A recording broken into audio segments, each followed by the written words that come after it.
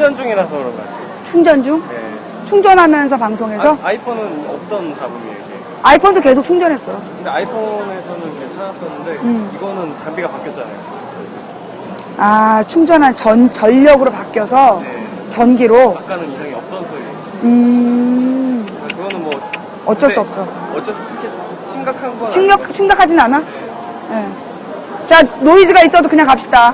네. 이거는 그냥 해도 될 것 같아요. 이거는 마이크 문제가 아니었으니까. 이거는 그냥. 이게 충전 방식 때문에 그렇구나. 이거 그냥 해주시고. 이렇게 하고. 잠깐만. 그렇다라면. 얘 이선이잖아. 아, 그러면 제 거 장비로 바꿀게요. 아니, 잠깐만. 아이씨. 둘 다 빼서. 얘를.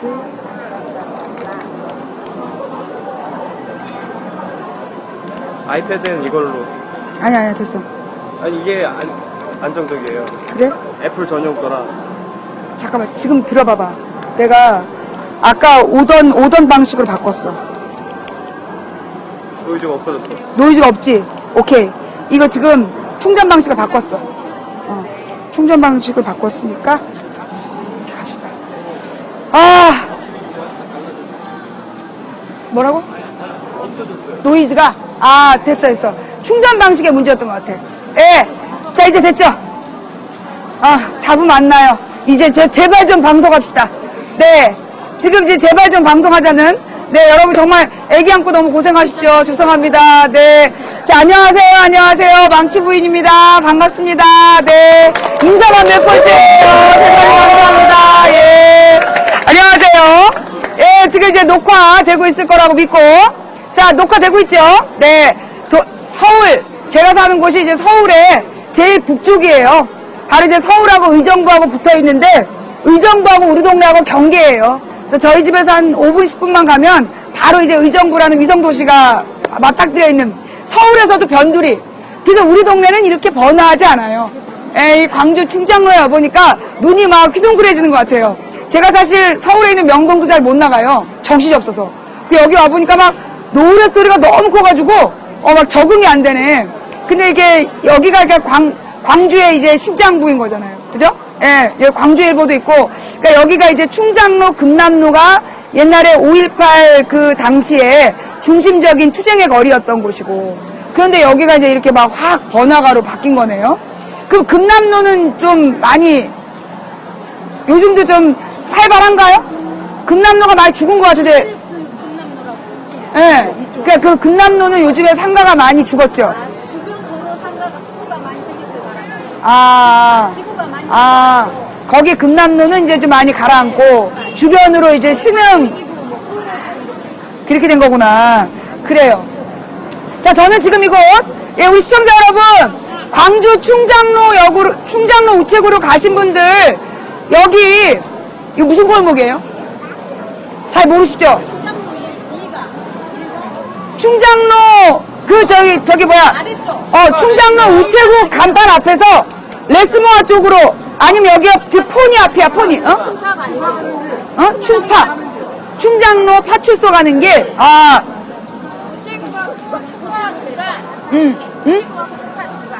예. 자, 여기 지금 제가 서 있는 곳은요, 충장로 우체국하고 충장로 파출소의 중간이에요. 예. 충장로 우체국하고 충장로 파출소의 중간 골목. 레스모아도 있고, 아까 여기 무슨 갤러리존?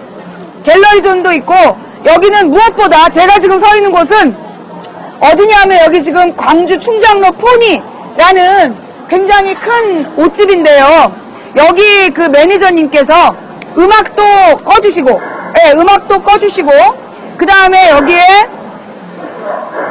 경찰이 왜 왔니? 응? 네, 그거 있어, 경찰서. 파출소가, 통행에 방해 안 되게, 그래서 이게 지금, 지금 이제 우리 포니, 포니 사장님께서, 포니 매니저님께서, 왜 일이 지나간대?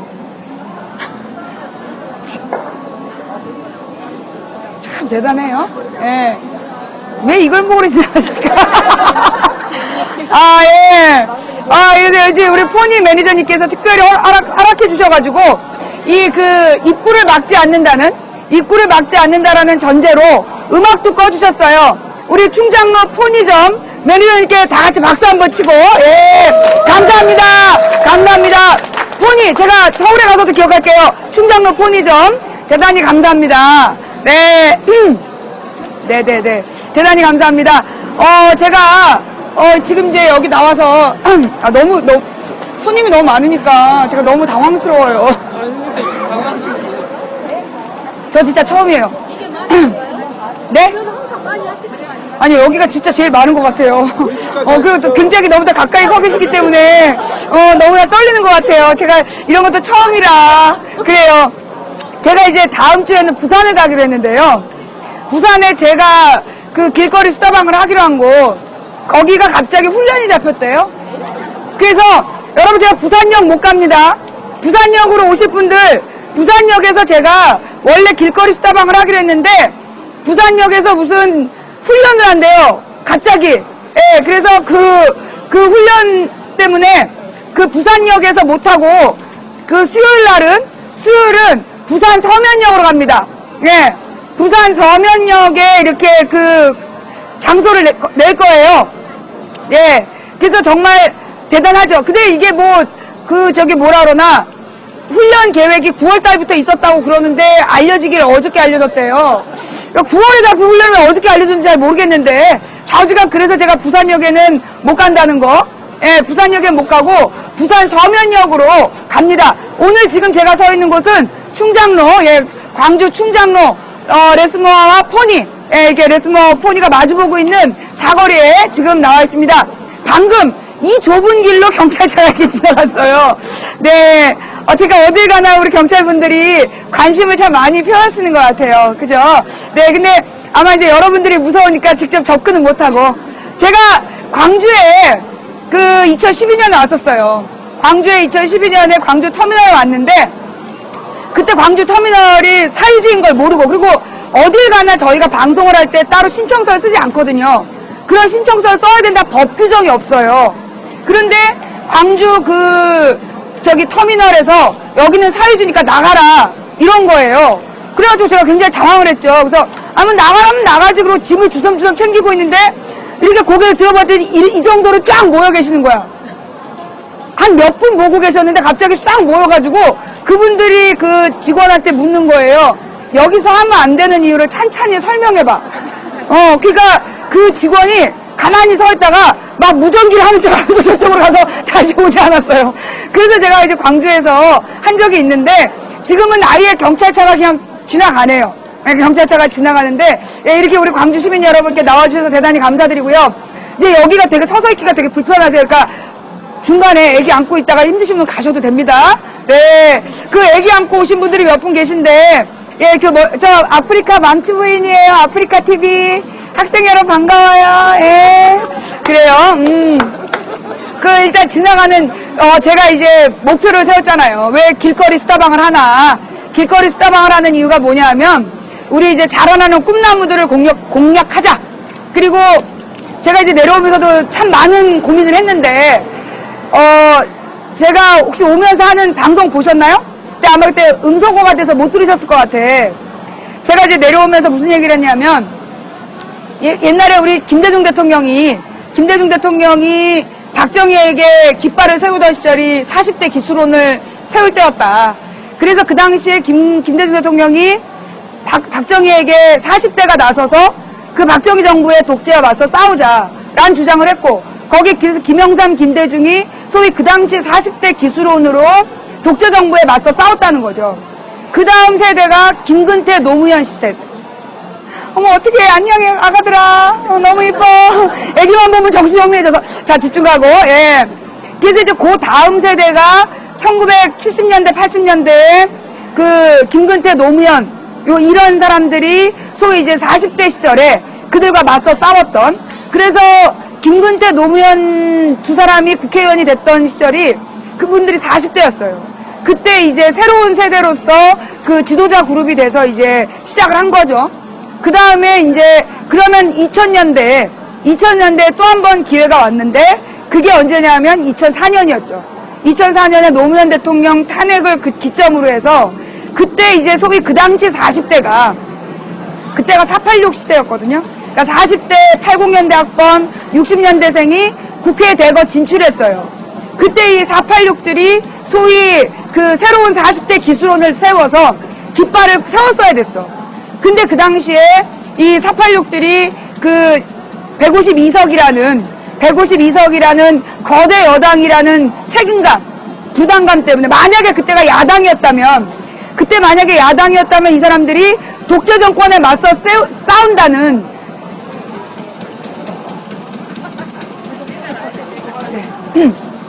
독재 정권에 맞서 싸운다라는 어떤 그 명분이 있었을 거야. 근데 그때가 우리가 여당이었던 거죠. 그래서 486이 투쟁의 방향이 없었던 거야. 투쟁의 대상이. 그래서 그분들이 그냥 여당 의원으로 그냥 그 자리에서 국회의원을 하는 바람에 지금 그로부터 10년이 지난 오늘 우리는 그 지도자 그룹, 그 사람들이 40대 때 깃발을 세웠으면 지금 50대 때 이 사람들이 정치적 지도자가 되어 있어야 되는데 그러질 못한 거야. 제가 오면서 그 고민이 되더라고요. 왜 지금 우리는 인물이 없나? 왜 스타가 없나? 우리 지금부터 10년 전에 누가 있었어요? 노무현이 있었잖아. 노무현이라는 인물을 누가 만들었어? 광주에서 만들었잖아, 광주. 노무현 대통령이 이 얘기는 내가 생각 안 했는데 지금 막 떠오르고 있어요. 사실 노무현이라는 인물이 대한민국에서 대통령이 될 수 있었던 결정적인 키가 여기 광주에서 나왔습니다. 그러니까 그 당시에 저는 우리 김근태 의원님을 따르고 있었고, 김근태 의원님이 소위 국민경선 제도라는 것을 제안을 했어요. 대통령 후보를 야당의 정당끼리만 뽑지 말고 국민들이랑 다 같이 투표를 해서 뽑자. 이래가지고 국민경선 제도를 제안한 사람이 김근태였어요.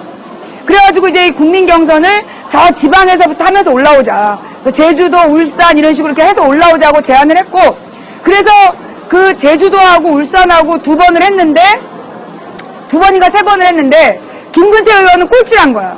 그래서 아름다운 꼴찌. 그래서 꼴찌를 하고 그 다음에 이제 그 당시에 1등, 2등이 노무현이 아니었어요. 그 당시 1등이 1등이 이인재, 2등이 하나갑인가 그랬고, 그래서 이제 광주에서 하나갑이 될 거라는 그런 그러니까 대체적인 그런 마인드가 있었다. 사람들이 전부 다 그렇게 기대를 한 거예요. 그랬는데 그 김근태 의원이 광주로 이렇게 대선 후보로 와서 연설을 하기 전날, 후보로서 연설하기 전날 여기 이하경 이 지역에서 YMCA를 하셨던 이하경 의원님이 그 당시에 김근태 의원을 찾아왔다 그러더라고요. 찾아와서 지금 광주 시민사회가 둘로 갈라져 있다. 이게 지금 이번 2002년 대선을 판을 갈아버리려면 사실은 노무현이 필요하다. 광주에서 경상도 남자애를 뽑아주는, 경상도 아를 전라도에서 뽑아주는 그런 기적을 만들고 정말 지역 화합이라는 새로운 화두를 던져야 된다. 이래가지고 그 이하경 의원님이 김근태 의원을 찾아와서 당부를 하는 거예요. 근데 이제 그 당시에 광주의 시민사회단체는 사실 김근태 의원 지지자가 더 많았던 거야. 왜냐하면 김근태라는 사람이랑 재야운동을 했던 사람이 더 많았기 때문에 그 광주에서는 우리는 그래도 김근태로 간다. 이런 사람들이 절반이었던 거죠. 근데 이제 그 절반 때문에 김근태 의원이 끝까지 경선을 가면 광주에서 표가 갈라지고 그러면 노무현이라는 사람이 안 된다. 이걸 생각한 거죠. 그래서 광주 경선 전날 아무 이런 부분을 설명을 전혀 안 하고 그냥 사퇴 결정을 하게 되는 거예요. 근데 저는 그때 잘 몰랐어요. 왜 사퇴를 하는지 몰라서 그때 제가 정말 나쁜 년이었어요. 그때 제가 김근태 의원님처럼 사나이가 칼을 뽑았으면 망치 부린 아줌마예요. 사나이가 칼을 뽑았으면 썩은 감자라도 잘라야지 중간에 왜 사퇴를 했냐고 제가 그렇게 참 비난을 했는데 그때도 우리 김근태 의원님이 미안해 이렇게만 얘기하셨고 설명을 안 하셨어요. 그래서 제가 그 얘기를 들은 건 아주 시간이 오래 지난 다음에 아주 시간이 많이 지나서 2007년? 2006년 그때 가서야 그 얘기를 처음 듣게 됐어요. 그전에는 정말 몰랐어. 근데 이제 그게 다른 사람을 통해 들었는데 그게 사실인지 확인을 못한 거죠. 근데 이제 우리 기억하실지 모르겠는데 2012년 1월에 이하경 의원님이 저희 집에 오셔서 방송을 하던 날, 그날 그 얘기를 해주시면서 그게 사실이라는 게 증명이 되는 그런 순간이었죠. 좌우지간 그런 과정을 거쳐서 이 광주에서 2002년 그 민주당 대통령 후보 경선을 하는데 광주에서 노무현이라는 사람이 1등을 하게 돼요. 그게 기적을 이루는 시작이 된 거야. 그래서 그때까지는 노무현이라는 사람이 1등을 못하고 이인재라는 사람이 계속 1등을 했는데, 그런데 그때 이 광주에서 노무현 후보가 1등을 딱 해버린 다음에 그 소위 우리 사자성어 있잖아요. 파죽지세. 그 완전히 대나무 밭을 막 진짜 그 무찌르는 기세로 전열에 완전히 모든 곳에서 노무현 1등이라는 기적을 이루면서 노무현이 대통령 후보가 되는 거예요. 그래서 그 기적은 사실 지금도 뭐 노무현이라는 사람에 대해서 온갖 악플을 달고 있지만 노무현이라는 기적을 이룬 곳이 여기 광주였어요. 저는 서울에서 태어나 자라면서 사실 제가 어린 시절에 제가 80년에 우리 언니가 대학을 다녔고 80년도에 이 광주항쟁 이야기를 대학교 대자보에서 읽고 저한테 할 때 제가 안 믿었거든요. 우리 언니가 너무나 공부를 열심히 하다 미쳤구나. 아니 군인 경찰이 시민들의 임산부의 배를 가르고 이 그 젊은 처녀의 젖가슴을 도려냈다 그러면 뉴스에 나오지 안 나오겠냐. 근데 우리 언니가 그런 일이 벌어졌다고 얘기할 때 우리 언니가 미친 줄 알았어요. 그런데 나중에 이게 사실이라는 것을 제가 자라면서 알게 됐죠. 그게 저한테는 광주는 5.18만 기억났어요. 광주 그러면 5.18 끝까지 포기하지 않는 사람들, 뭐 이런 민주화 운동을 위해서 그런 사람들이라는 기억이 있었는데, 소위 이제 그랬던 광주가 22년 만에 2002년에 노무현 1등을 만들어내면서 저한테 새로운 의미로 다가왔죠. 아, 정말 이 광주 사람들의 정치의식은 일반 사람들이 따라갈 수가 없구나. 제가 보기엔 아마 그때 아무도 그걸 예상 못했을 것 같아요. 광주분들은 예상하셨는지 모르겠지만 서울에 사는 제 입장에서는 아무도 예상하지 못한 수를 광주는 놨다는 거죠. 그래서 사실 그러니까 사실 김대중 정부, 그때 2002년이 어떤 때였냐면 김대중 대통령이 됐어요. 됐는데 서해교전, 연평해전 이런 것들이 있었고, 그래서 거기다가 홍삼 트리오라 그러면서 김대중 대통령의 아들들에 대한 온갖 추문들을 그 당시 조중동이죠. 조중동이 만들어내면서 그 김대중 대통령의 모든 업적을, 평화와 이 정말 민주주의를 위한 그 모든 노력을 땅바닥에 뭉개던 그때였어요. 그때 왜 제가 기억나냐면 우리 신랑 때 구의원 선거 중이었어요. 난리가 아니에요. 그때가 정확한 시점에 홍삼 트리오 사태가 2002년 지방선거 중이야. 그러니까 그 홍삼 트리오 뉴스는 그 김대중 대통령의 자녀들을 공격했던 뉴스가 지방선거용 뉴스였다는 걸 아무도 저도 몰랐어요, 그때 몰랐어. 그러다 이제 제가 2004년부터 인터넷을 추적해서 오면서 그게 그 뉴스였구나는 걸 알게 된 거죠. 좌우지간 그래서 그 당시에 민주당이 정권을 재창출한다는 건 불가능했어요. 그리고 김대중 대통령 5년 만에 끝났으면 여러분 한번 생각해 보세요. 김대중 대통령이 IMF를 김영삼이 말아먹은 나라에 IMF를 2년 만에 탈출하고, 그리고 간신히 김대중 대통령 말기가 한국 경제를 김영삼 수준까지 끌어올린 상태였어. 그런데 그때 우리나라의 신용불량자 300만이었단 말이에요. 만약에 김대중 대통령 이후에 정권이 그냥 저쪽으로 넘어갔다면, 노무현 대통령이 되지 않았다라면 그 당시 우리나라 경제가 선진국으로 다시 재진입 못했을 거예요. 저는 그렇게 생각해요. 지금 제가 여기 내려온 이유가 또 이제 좀 이따 설명을 하겠지만, 광주분들이 노무현 대통령에 대한 배신감을 갖고 있다, 그런 얘기를 들었어요. 저는 정말 광주분들한테 하고 싶은 얘기는 뭐냐면, 당시 이 광주에서 선택한 노무현이 사실 대한민국을 구한 거예요. 그때 노무현이 정권을 잡지 않았다면, 노무현 대통령이 되지 않았다라면 IMF 이후에 한국 경제를 선진국으로 만들 수 있는 그런 체제가 안 됐어요. 그리고 군대 민주화라든가 한국의 민주사, 사실 노무현 대통령이 돼서 김대중 대통령 때 못했던 민주적 과제들을 굉장히 많이 풀었어요.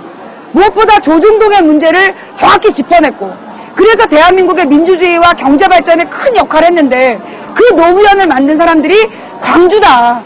그래서 저는 광주 시민들이 노무현 대통령을 만들었다는 것을 자랑스럽게 기억해 주셨으면 좋겠어요.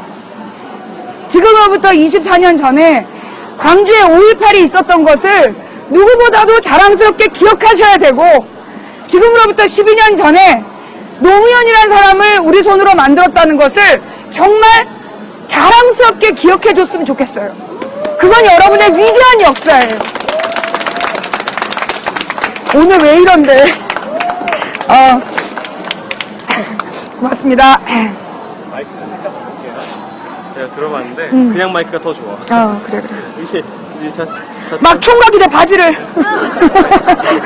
이게 더 그냥 좋더라고요. 그냥. 그냥 꺼주시는 게 훨씬 마이크 소리를요? 더 키울 순 없는데. 수 있어요. 그래요? 죄송합니다. 여러분, 죄송합니다. 내가 광주에 오니까, 거기다 여러분들을 이렇게 직접 가까이 보니까 너무 흥분이 돼가지고, 어머, 내가 진짜 미친 것 같아, 지금. 아무래도 미친 것 같아. 죄송합니다. 지금 방송 상태 괜찮아요? 네, 대단히 감사합니다. 그래서 우선 제가 오늘 광주에 와서 첫 번째로 드리고 싶은 말씀, 저에게 광주는, 서울에 사는 깍쟁이 망치 부인에게 광주는 그런 의미다. 그러니 광주의 역사를, 사실 우리 지나가는 젊은이들은 그 역사를 몰라요. 제가 작년인가 재작년에 신문 기사를 보고 너무나 깜짝 놀란 게, 이 광주에 자라고 있는 청소년들이 5.18을 모른다는, 광주 5.18을 모른다라는 기사를 보고 저는 정말 기절할 뻔했어요. 그런데 생각해보니까 저희 동네에는 4.19 묘지가 있거든요. 저희 동네에 4.19 묘지가 있는데 우리 동네 아이들은 4.19의 의미를 얼마나 알까, 그런 생각이 들더라고요. 그래서 사실은 이 4.19에 대해서도 사람들이 거의 의미를 모르고 지나가는 것처럼 5.18의 의미도 이 광주라는 지역에서 사람들이 잊어가고 있겠다, 그 생각이 들은 것도 있고요. 또 제가 여수를 갔을 때, 여수에서 오셨잖아요, 그죠? 여수를 갔을 때 저는 근데 솔직히 제가 이제까지 살아오면서 여수가 거북선을 만들었던 본고장이었다는 걸 전 몰랐어요. 왜냐하면 그 어떤 교과서에서도 여수에서 이순신 장군이 거북선을 만들었다라고 가르친 적이 없어. 왜냐하면 제가 국사교과서 가르쳐봤기 때문에 아는데요, 그런 적이 없어요. 그 여수 순천 지역의 국민들이 사실 당시 조선왕조를 지켰다, 조선을 지켰다, 왕조가 아니라 조선을 지켰다라는 거를 한 번도 공부한 적이 없었다는 거예요. 그런 것처럼 여수분들도 모르고 계신데 그 얘기를.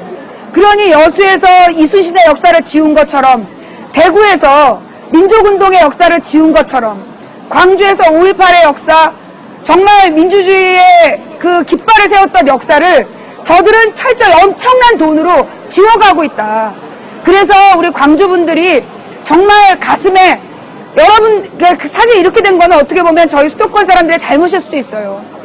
광주에 대한 이야기를 열심히 안 했고, 그 역사를 감사하게 생각 안 했고, 그래서 사실 우리 대구분들이 그렇게 민족운동하고 정말 박정희에게 맞서 싸웠다는 걸 감사히 여기지 않았고, 광주분들의 희생을 감사히 여기지 않았기 때문에 광주분들도 그 역사를 의미 없는 역사로 그냥 잊어가고 있었던 게 아닌가. 그래서 제가 오늘 광주로 오게 됐습니다.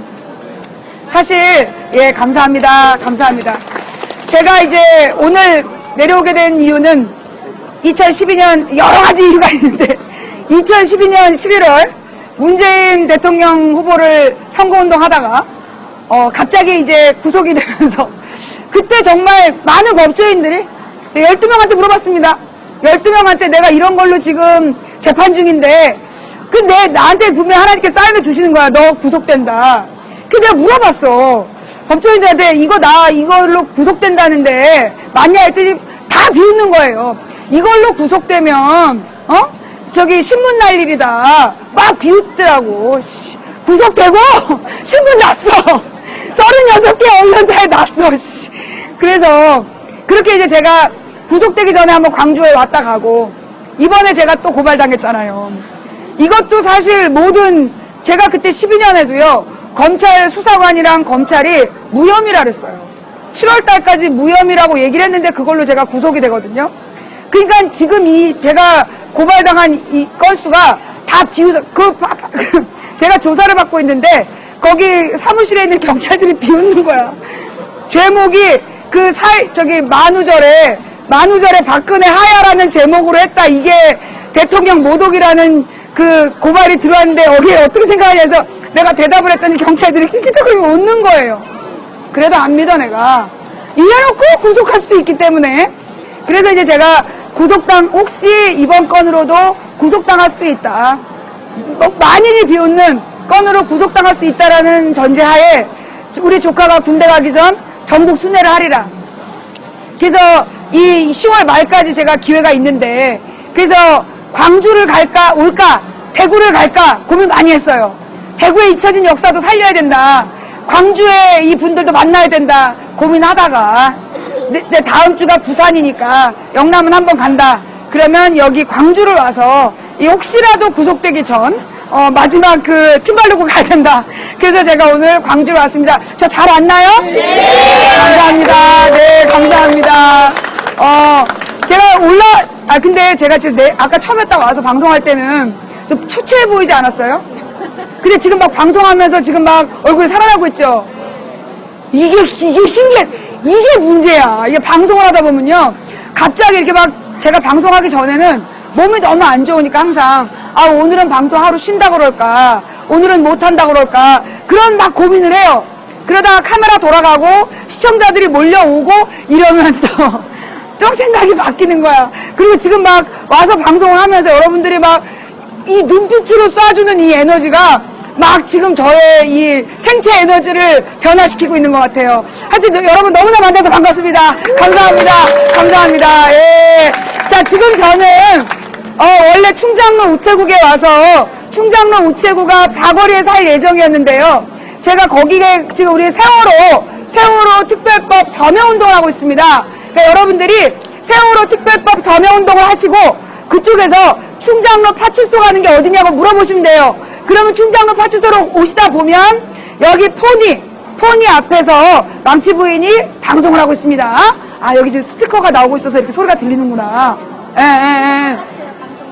방송에서랑 똑같아요. 감사합니다. 네. 옛날에는 방송보다 이쁘다 그랬는데, 그래요. 네, 감사합니다. 예. 하여튼, 방송에서 보시던 모습대로 보시니까, 마음에 드십니까? 예. 또 많은 분들이 신기하다.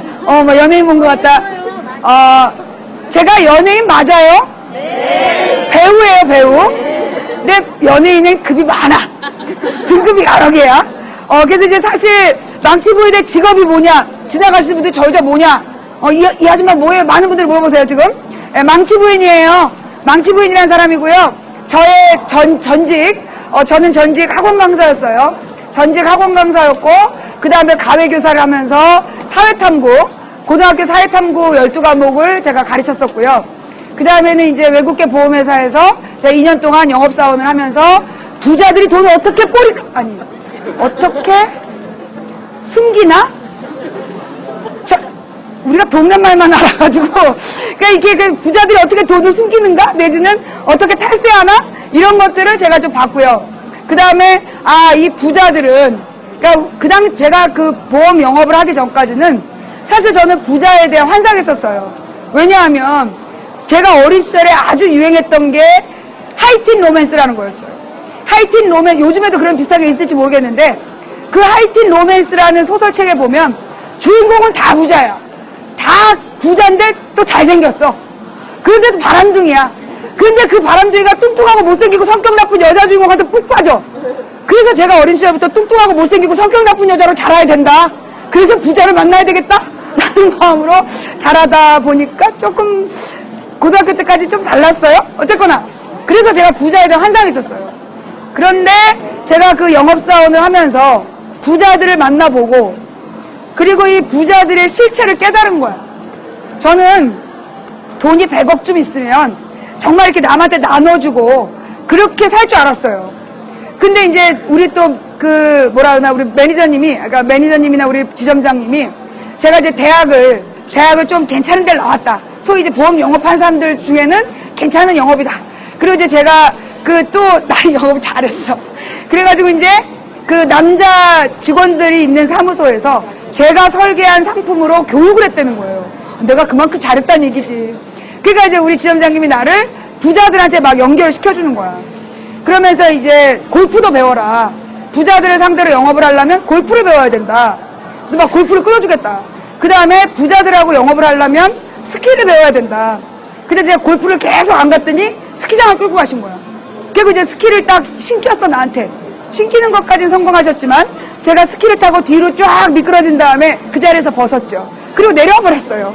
그래서 그 강사료를 주고 나한테 했던 거 이제 물 건너가고. 근데 그만큼 이제 저한테 공을 들이면서 부자들을 소개를 했는데 100억을 가진 부자를 만났어. 근데 이 사람이 작은 작은 공장을 하는 사람이었는데 직원이 한 50명 정도 되더라고요. 근데 그 일하는 그 공장 노동자들이 그 당시에도 외국인 노동자들이 좀 있었던 것 같아.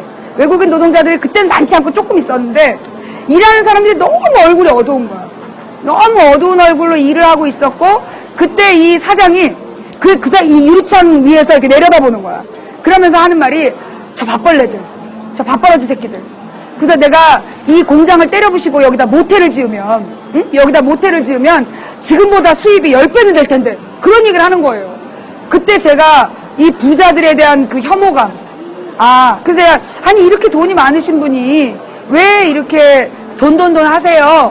그 정도면 된 거 아니에요? 했더니 나는 돈이 조금만 더 있었으면 좋겠어. 그 모습이요. 제가 영화에서 보게 돼요. 골룸. 마이 프레셔스 막 이러면서 반지 막 그 얼굴이야. 딱. 그래서 돈은요. 여러분들 많은 사람이 로또하고 부자 되려고 막 그러시잖아요. 부자 되세요. 부자 되세요. 부자가 되면 내가 제일 싫어하는 시청자가 누구냐? 망치 부인님. 내가 이번 주에 로또 되면 그 방송 촬영 해드릴게요. 추천이나 해 인간아. 꼭 그런 인간들. 자기가 뭐 부자 되면 좋은 일 하겠다. 근데 통계상 기부를 가장 많이 우리나라에서 기부를 많이 하는 사람들이 절대 부자가 아니에요. 못 사는 사람들. 서민들이 기부를 더 많이 하지 부자들은 기부를 하지 않아요. 옛날에 노태우 대통령이 국민의 돈 9천억을 꼬리를 깠잖아요. 아이 참. 뭐라 그래? 정상용어가 뭐야? 하여튼 이제 훔쳤잖아요. 그래놓고 이 사람이 무슨 꽃동네인가 어디에다가 1,000원씩 기부했다며. 그 얘기 아세요? 꽃동네에 1,000원인가 기부했다는 거야. 그러니까 이 우리나라에서는 부자들이 기부에 대한 의식이 너무 천박해요. 그래서 우리나라의 부자들이 기부를 안 해. 그래서 이게 그리고 이 뭐라 그러나 경주 최부자에 대한 이야기도 굉장히 많이 왜곡을 했죠. 거짓말로 가르친 거야. 옛날에 제가요 전철을 타고 학교 다니고 막 이럴 때 전철에 경주 최부자 이야기가 그림으로 붙어 있었어요. 무슨 얘기였냐면 거린이 그 구걸을 하러 온 거야. 그랬더니 경주 최부자가 막 매질을 하면서 굴비 두루미를 주고 이걸 팔아서 먹고 살아라 했다. 밥을 주지 않고 먹고 사는 법을 가르쳤다 이러면서 이게 이게 바로 자세의 문제다. 이런 식의 광고물에 붙어 있었어요. 거짓말이야 이거. 경주 최부자, 물론 여기 광주 분들이 들으면 경주에도 부자가 있어 그럴지 모르겠지만 경주 최부자의 본질은 뭐였냐? 인근 100리 안에 굶어 죽는 사람이 없게 하라. 그 다음에 흉년이 들 때 땅을 사지 마라. 또 재산을 만석 이상 모으지 마라. 그리고 벼슬은 진사 이상 하지 마라. 그 다음에 우리 가문에 시집 온 여자들은 3년 동안 무명옷을 입어라. 이렇게 가르친 게 경주 최부자였거든요. 한마디로 우리나라의 노블리스 오블리제의 정말 표상 같은 사람이었는데 그 경주 최부자 이야기를 왜곡을 해가지고 부자들이 가난한 사람들을 도우면 안 되는 것처럼 그러면서 가난은 나라님도 구제를 못한다. 그런 식으로 부자들의 어떤 도리, 가난한 사람들에게 나눠주는 것이 하나님께서 만드신 원리라는 걸 가르치지 않은 거예요. 그러면서 부자 되세요, 부자 되세요. 빨간 코트 입고 나와가지고. 그러면서 국민들을 그걸 세뇌시키는 거죠. 그 부자에 대한 잘못된 인식으로 세뇌를 시켜서 국민들을 그렇게 지금의 이 비참한 모습으로 만들어냈던 거죠. 그러니까 그게 93년에 김영삼 대통령이 정권을 잡고 그 다음부터 일어난 게 소위 신자유주의 정책이라는 걸 펼치면서 그때 우리가 들었던 얘기가 뭐였냐면 그때 막 대학을 졸업하던 그때 시절이었는데 그때 우리 애들이 중앙일보 되게 많이 봤어요. 졸업하는 애들이 중앙일보가 앞으로 경제 흐름이나 이런 걸 읽기에 좋다. 그리고 앞으로 취직하고 경제생활 하려면 중앙일보를 봐야 된다. 그랬었어요. 그러면 중앙일보에 맨날 나왔던 얘기가 뭐냐 하면 앞으로 1%의 국민이 99%를 먹여 살리는 때가 온다. 그런 얘기들이 나왔었어요. 그러면서 얻어먹는 99%가 될 거냐, 먹여 살리는 1%가 될 거냐. 그런 얘기를 90년대, 94년, 5년 이럴 때 막 그 강연도 하고 텔레비전에 나와서도 막 얘기하고 그러면서 그때부터 나온 게 뭐였냐면 무한경쟁, 스펙 쌓기 이러면서 대학생들이 그래서 95년, 6년 이후로 학생운동이 확 망하게 되는 이유도 그런 거죠. 대학생들이 어떤 사회 문제에 대해서 토론하고 고민하는 그 길을 막아버려요. 그리고 오로지 수업에 조금만 빠져도 조금만 뭐가 모자라도 막 별점 줘버리고 학점으로 그 학점이 높아야 취직된다. 이런 위기의식을 계속 가르친 거죠. 그러면서 학생운동이 죽고 사회운동이 되게 많이 다운되면서 그러면서 점점 민주주의가 자본주의에 밀려나는 역사가 시작된 거죠. 그러다가 2000년대가 되면 사실 우리 노무현 대통령이 처음에 집권했을 때 2002년도에도 그 신자유주의를 신봉했어요. 우리 사회가 신자유주의가 옳다. 뭐라고 얘기했냐면 이게 효율성이 있는 거다. 그러니까 이 신자유주의가 뭐냐면 이 공기업들이 방만 경영을 하고 그러다 보니까 국민들의 부담이 커진다. 그랬잖아요. 그래서 막 정부가 너무나 크고 공기업들이 많아지면서 국민들의 이 재산을 낭비하고 있다. 그러니까 공기업을 민영화해서 효율적인 경영을 하게 하고 그래서 국민들에게 질 높은 서비스를 해야 된다. 이게 2003년, 4년 이게 기본적인 상식이었어요. 그런데 그 당시에 이제 2003, 4년이 됐을 때 유럽에서 반론이 나온 거죠. 아니다. 그거 잘못됐다.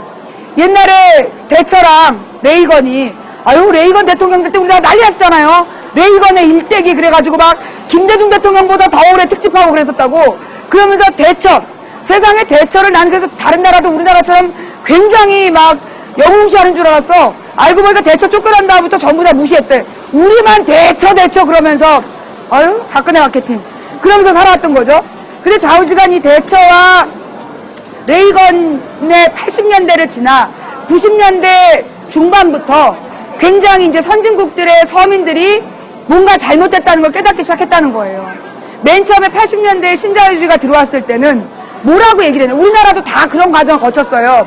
원래 우리나라가 92년까지는 전부 정규직이었어요.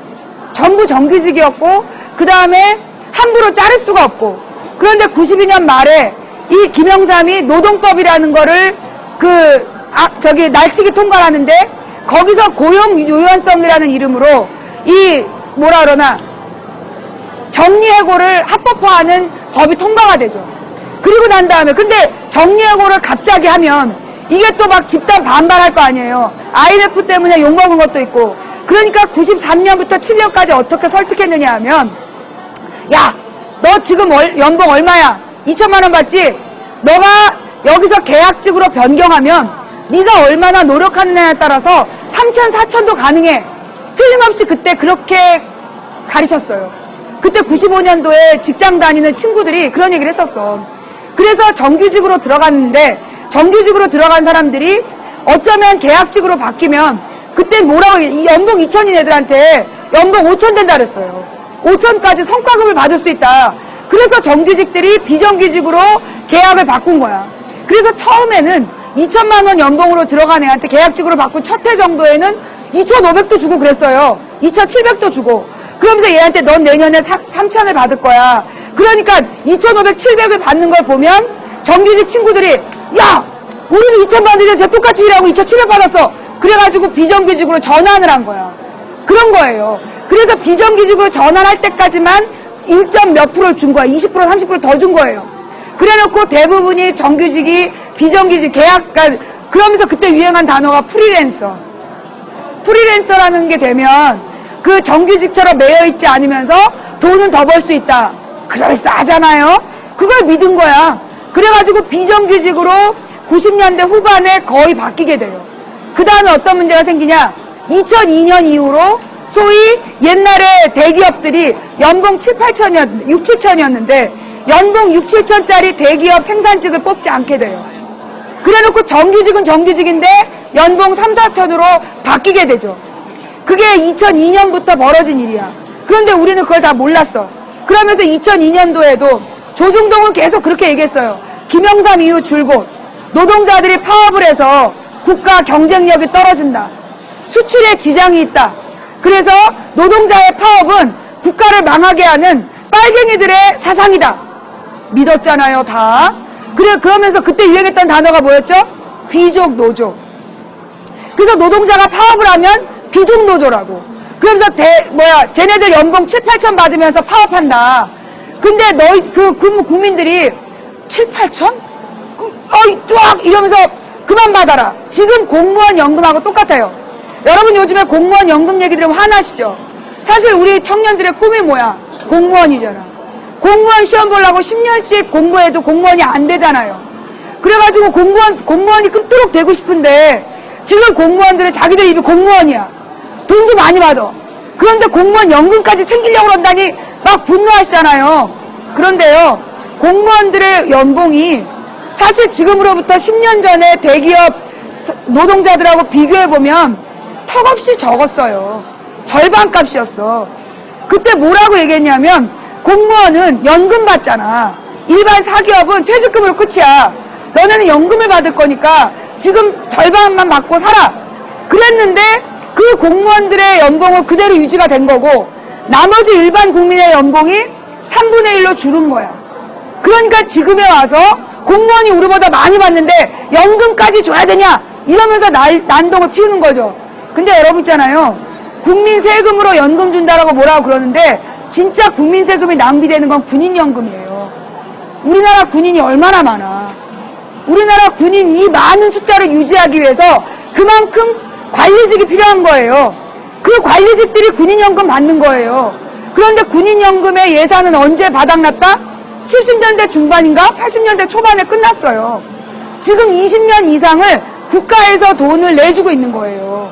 그러니까 실제로 공무원 연금에 대해서 비난하고 있는데 공무원들이 물론 지금 우리 서민들보다 좋은 조건을 받는 건 맞아. 그런데 공무원들이 받고 있는 대우가 그렇게 월등히 좋은 대우가 아니야. 우리한테 지금 대우를 안 해주는 게 문제이고 우리가 공무원들보다 더 좋은 대우를 해달라고 싸워야 되는데 지금 우리 국민들은 공무원 욕하고 있어요. 이게 뭘까요? 이간질이에요. 이간질. 국민 간의 갈등을 불러일으키는 거야. 예. 국민 간에, 그러니까 노동자 간의 정규직과 비정규직의 갈등, 그 다음에 한국 노동자와 외국인의 노동자의 갈등, 국민과 공무원의 갈등, 이런 걸 유도하는 거죠. 그래서 공무원 연금을 지금 얘네들이 더 많이 내고 덜 받아가라라고 해서 이걸 밀어붙일 것 같죠? 밀어붙이고 나면 그 다음은 누구에게? 우리에게 국민연금 더 많이 내고 더 조금 받아라 라고 얘기한다는 거죠. 그래서 공무원 연금은요, 공무원 연금은 지금 어떻게 보면 우리를 지키는 일종의 방패예요. 우리 철도 노조 때 어땠어? 똑같은 거야. 철도 노조 때 우리가 그런 얘기를 당했잖아요. 잠깐만요. 지나가시는 분들에게 옷 좀 주실래요? 예. 네. 감사합니다. 무거우셨죠? 예. 잠깐만요. 제가 이렇게 또 기온이 낮아지니까 내가 파카 입고 왔어. 파카. 추울 때를 대비해서. 올 때는 덥고 또 이렇게 밤에 춥더라고요. 저 마이크 상태 어때요? 됐나? 괜찮아요? 예. 자, 그래서 지금 공무원 연금을 보는 것처럼 공무원 연금 국가에서 지금 박근혜는 밀어붙이라는 거 아니에요. 왜냐하면 공무원 연금을 줄이는 것부터, 그러니까 어떻게 보면 재벌들한테 세금을 걷어서 해결해야 될 문제를 지금 공무원 연금을 안 줘서 세수 확보를 하려는 거예요. 이거는 어떻게 보면 국민에 대한 배신인 거지. 사실 공무원들한테 댓글 쓰라고 시킨 거 아니야. 그래서 공무원들이 트위터에다가 온갖 그 시키는 대로 글 쓰면서 박근혜, 이명박 도와준 거 아니야. 이제 와서 그들의 연금을 뺏는 건데, 사실 지금 이건 공무원 연금의 목표가 아니에요. 공무원 연금을 줄여버리면 그 다음은 뭘 줄이는 거야? 국민의 연금을 줄이기 위해서 지금 공무원 연금으로 밀어붙이고 있는 거죠. 그런데 이제 다음에 대통령이 되고 싶은 김무성 입장에서는 공무원들하고 척을 지면, 공무원들이 자기를 싫어하면 이게 안 될 것 같으니까, 그래서 그러니까 박근혜는 연내 처리해라, 김무성은 최선을 다하겠다 이러면서 이제 박근혜와 김무성의 대결 구도인 것처럼 지금 하고 있는 거죠. 쇼죠. 얘네들 언제든 맘만 먹으면 바로 통과시킨다는 거죠. 거기 넘어가면 안 된다는 거. 광주분들은 안 넘어가시겠지만 이게 또 수도권에 있는 분들은 또 넘어가요. 그게 문제야. 감사합니다. 예. 감사합니다. 네, 감사합니다. 우리 박 PD님, 망치 부인하고 박 PD가 소통하고 있는 방 올려주시고요. 예. 자, 그러면 오늘 얘기가 자연스럽게 나왔는데, 자, 요즘에 텔레비전에 보면 김무성하고 박근혜하고 뭔가 이렇게 긴장감이 막 감돌면서, 야, 이 김무성이 그러면서 이때 또 이 진보 야권 세력이 희망을 갖는 거야. 어쩌면 김무성이 새누리를 모아서 박근혜를 탄핵해주지 않을까? 뻥이다, 씨. 뻥이야, 뻥! 옛날에 이명박 때도 박근혜가 친박으로, 뭉쳐가지고 이명박을 탄핵할 거라고. 그런 얘기 하지 말면 얘, 손가락이 뒷말은 안 했어, 내가. 뒷말을 하면 방송 자격을 박탈당하기 때문에, 예. 지금 보니까요, 이게 딱 패턴이에요. 옛날에 이명박 때도, 이명박이 2008년에 광우병으로 굉장히 위기로 가잖아요. 작년에 국정원하고 똑같은 일이 벌어졌어요. 그 다음에 2009년 초에 있었던 게 노무현 대통령 서거. 그러면 완전히 밀리잖아요. 여기는 똑같은 시점에 뭐가 있었어? 세월호가 있었어. 이게 완전히 평행선이야. 나 지금 얘기하면서 소름 막 돋고 있어. 나 이전에 생각 못했는데 지금 보니까 여름에 이명박 2008년 여름에 광우병 문제, 박근혜는 작년 여름에 국정원 문제, 똑같은 위기. 근데 그걸 밀어붙였죠? 막 댓글 작업으로 극복을 했어. 그 다음에 이명박은 노무현 대통령 압수수색, 봉화마을 압수수색으로 넘어가서 노무현 리스트니 뭐니 이러면서 넘어갔다라면 박근혜 정부에서는 이석기를 공격해서 그 국정원 문제를 넘어갔죠. 그 다음에 올 봄에 일어난 사건. 옛날에 이명박 때는 그 5월 달에 노무현 대통령이 서거했고, 그래서 다시 큰 위기가 왔단 말이야. 그런데 그때 원세훈이가 나타나가지고 댓글 부대를 동원을 하죠. 지금 박근혜는 세월호 때문에 문제가 생긴 거야. 근데 세월호의 이 문제를 어떻게 극복했어요? 소위 그 댓글 부대가 김영호 씨에 대한 계속 인격 모독 허위 사실을 유포하고 세월호에 대한 허위 사실을 유포해서 이 세월호 문제의 위기를 지금 넘어가고 있는 중인 거죠. 자, 그러면서 그 이명박 친박이 대결 구도인 거라고 얘기하는 게 언제냐면 2009년 가을이었어요. 그때 세종시 문제, 세종시를 이명박이 바꾸겠다. 그러면서 2009년 가을인가 2010년 가을인가 2009년이에요. 2009년부터 세종시를 바꾸려는 계획을 세워.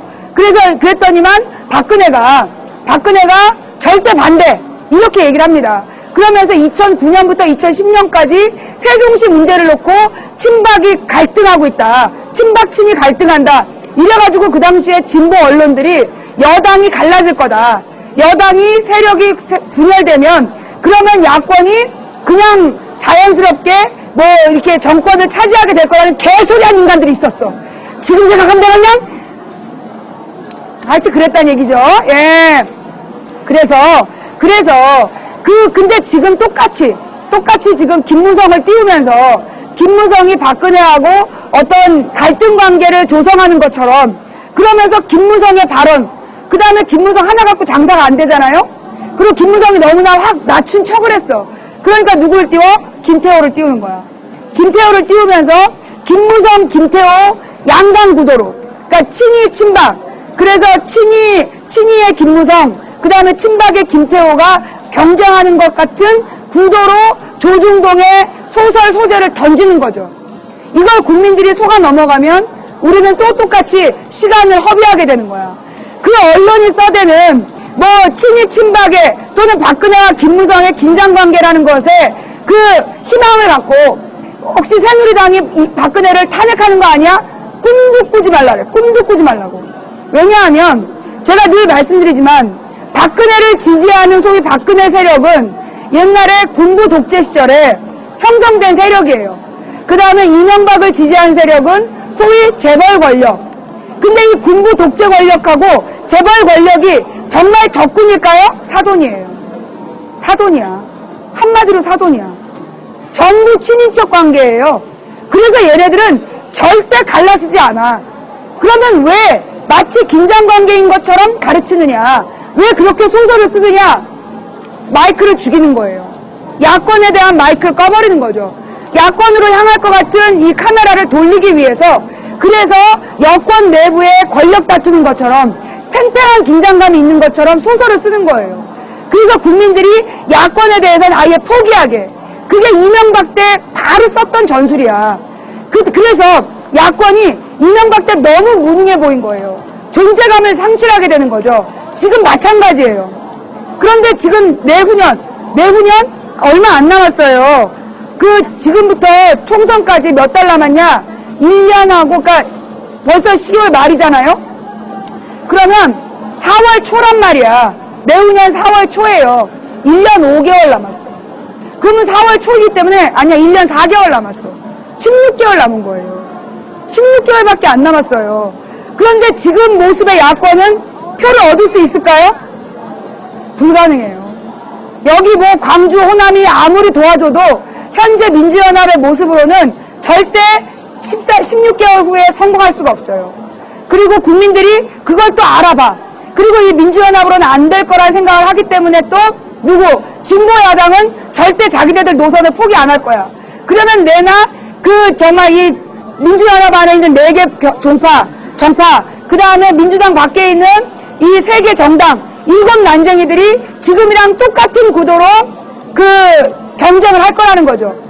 지금 쟤네들은요, 여론조사를 돌리고 있어요. 어떤 여론조사를 돌리고 있느냐. 김무성, 그러니까 여러분이 마음에 드는 다음 대통령 후보는 누구라고 생각하십니까? 1번 김무성, 2번 김문수, 3번 문재인, 4번 안철수, 5번 박원순.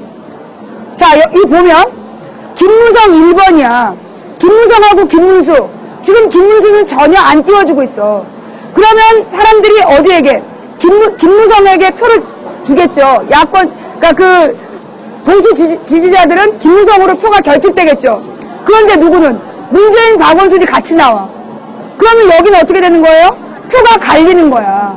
그러면 김무성, 김문수는 표가 안 갈리지만 박원순, 문재인은 표가 갈리게 되어 있고, 그러면 여론조사 1등 김무성 이렇게 나가는 거야.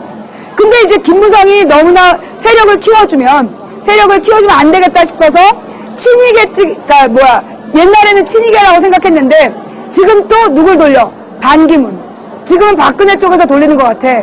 다음 대통령 후보로 합당한 건 누구라고 생각하냐? 그러면서 반기문을 넣고 박원순, 문재인, 안철수 이렇게 넣는 거야. 안희정. 그러면 당연히 반기문으로 보수표는 모이게 되어 있고 야권표는 갈라지는 거죠. 이게 언제 그랬냐? 이명박이 대통령이 된 다음에 여론조사 계속했어요. 뭐라 그랬냐? 다음 대통령으로 누가 될 것 같냐?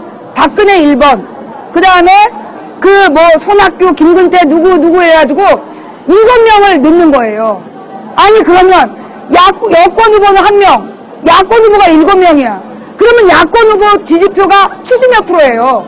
그리고 박근혜 지지표가 17, 18%였어. 그럼 70%를 나누면 아무리 못해도 이 17%를 못 따라가는 거야. 아무리 더해도. 아무리 잘 나가도 압도적 1위가 없었어. 그렇게 해서 박근혜 여론조사 1위라는 그걸 만든 거예요. 그렇게 만들어요. 근데 이거는 여러분 진짜 우리가 긴장해야 돼요. 일단 텔레비전에 나오는 새누리당 의원들의 모습이 어처구니가 없잖아요. 국회에서 누드 검색하고 국회에서 막 비키니 보고 터치하고 막 뭐 손녀 같아서 국 찔러봤을 것이다. 요즘 며느리 앞에서 시아버지가 손녀딸 가슴을 꾹 찌르면 요즘 며느리들 손가락 잘라.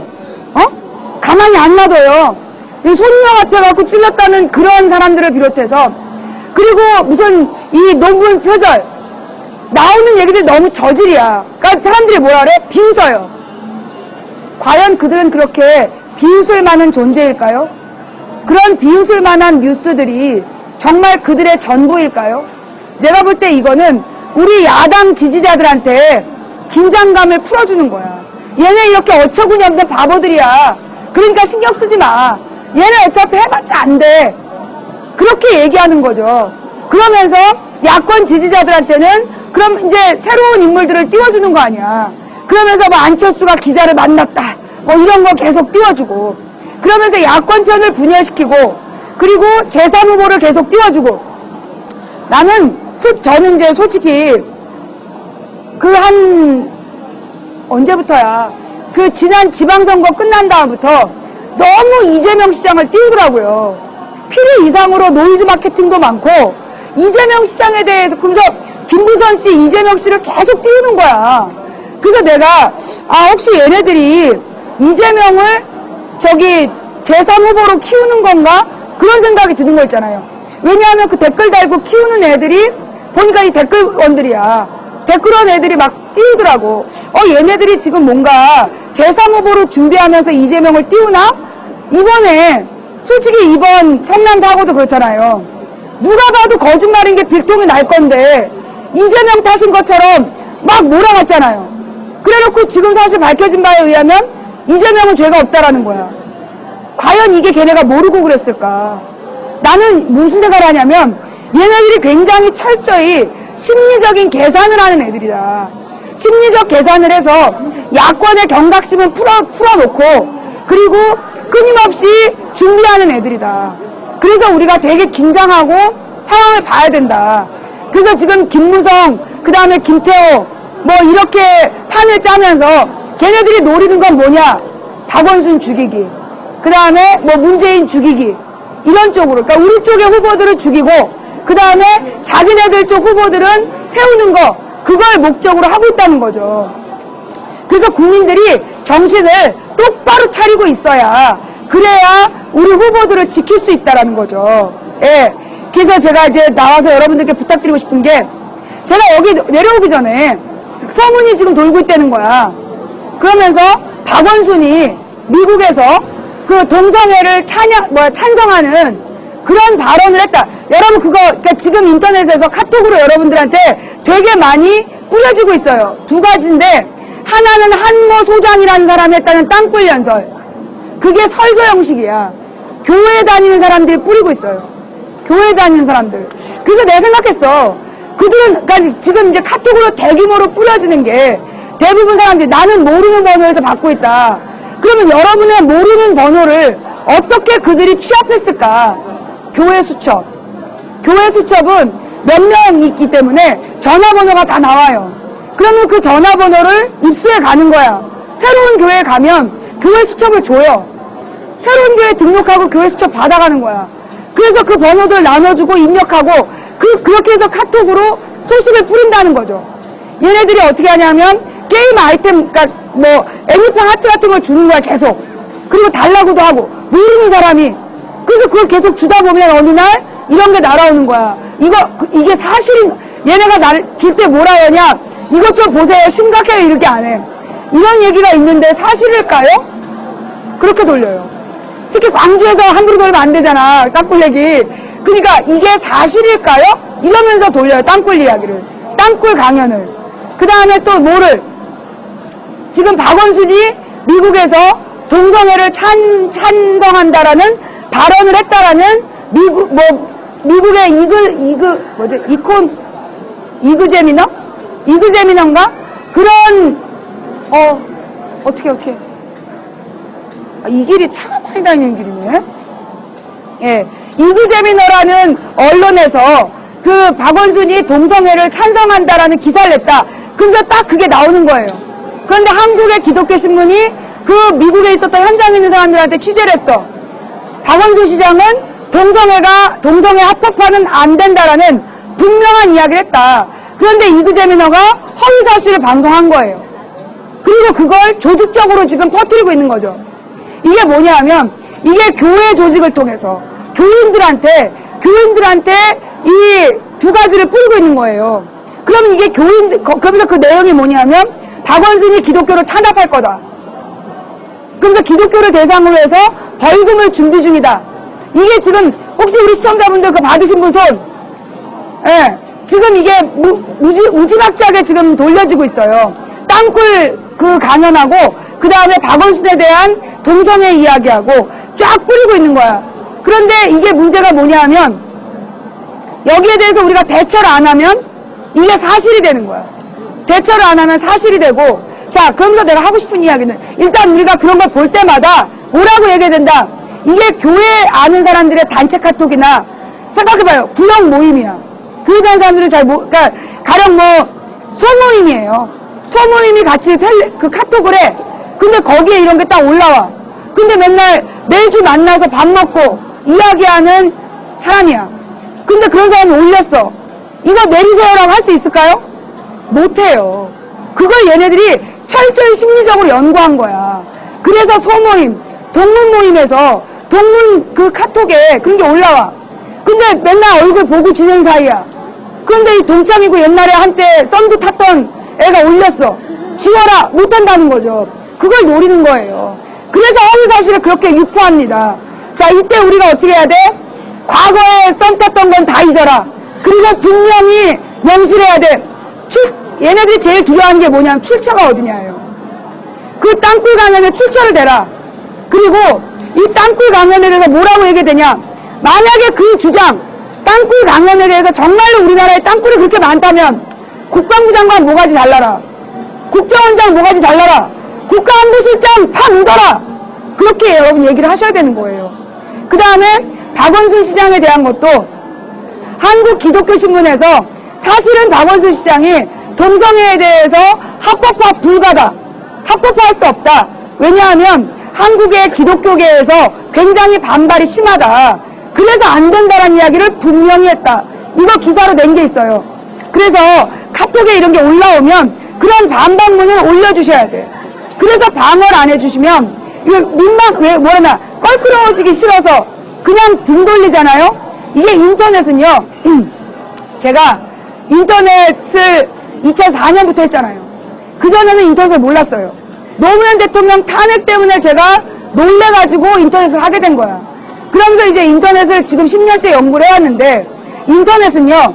처음에 이상한 게 딱 떴을 때 20분 안에 반응하지 않으면 사실이 돼요. 허위 사실이 딱 뜨자마자 거기에 대해서 20분 안에 딱 조치를 취하지 않으면 이게 마치 사실인 것처럼 막 퍼지는 거야. 그래서 그 다음에 허위 사실을 유포했다라는 막 불안감. 그래서 이게 위축이 되는 거예요. 그래서 얘네들이 일부러 옛날에는 제가 방송할 때 사고들을 쳤어요. 근데 망치 부인이 딱 듣자마자 5분에 해결해버리니까 얘네들이 주로 사고를 칠 때 아니 총격전 뉴스가 6시에 나와. 총격은 3시에 했다는데 뉴스는 6시에 나와. 방송 끝나면. 아 이것들이 진짜 머리 맛있어. 잔다가리만 계속 굴리는 것 같아 얘네들이. 그래서 이제 제가 요즘에는 그런 이상한 뉴스가 있으면 반응을 해야지 싶은데 그러다 이게 또 속보에 낚이면 안 되잖아요. 속보 떴는데 속보 중에 85%는 속빈강정이야. 나중에 85%는 가짜예요. 특히 가장 대표적인 거 이석기 변장 도피중. 저는요 그 뉴스 보고요 굉장히 이석기 의원님 내가 그때 욕한 거 진짜 미안해. 난 사실인 줄 알았어. 설마 그 언론사가 그렇게 센 거짓말할 줄 어떻게 알았겠어. 말 고소하고 그러면 안 돼요. 예.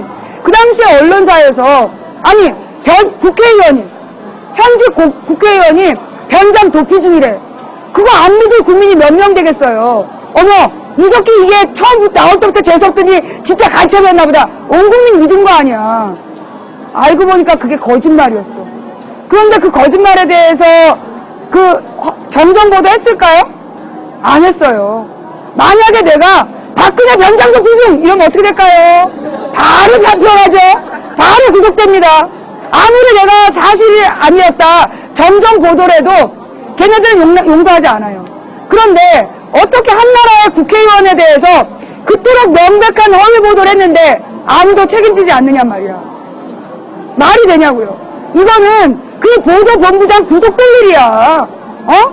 언론은 진실을 보도해야 될 의무가 있어요. 사실을 보도해야 될 의무가 있는 거야. 근데 어떻게 허위사실을 그토록 당당하게 유포하느냐 말이야. 안녕하세요. 저 아프리카 TV에 방송하는 망치 부인이에요. 죄송합니다.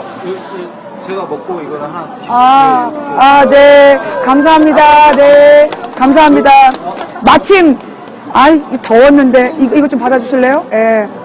그러면 내가 그 파카를 벗으면 덥고, 내가 파카 입고 오기 잘못이야 또. 적당히 두꺼운 거 입고 와야 되는데, 지난번에 거기 어디였지? 마지막 곳. 원주. 지금 추웠어요. 너무 추웠어. 그래서 오늘은 파카 입고 왔더니, 나 이거 진짜. 남쪽이었어. 근데 막 사람들이, 광주도 밤에 춥습니다. 에이씨.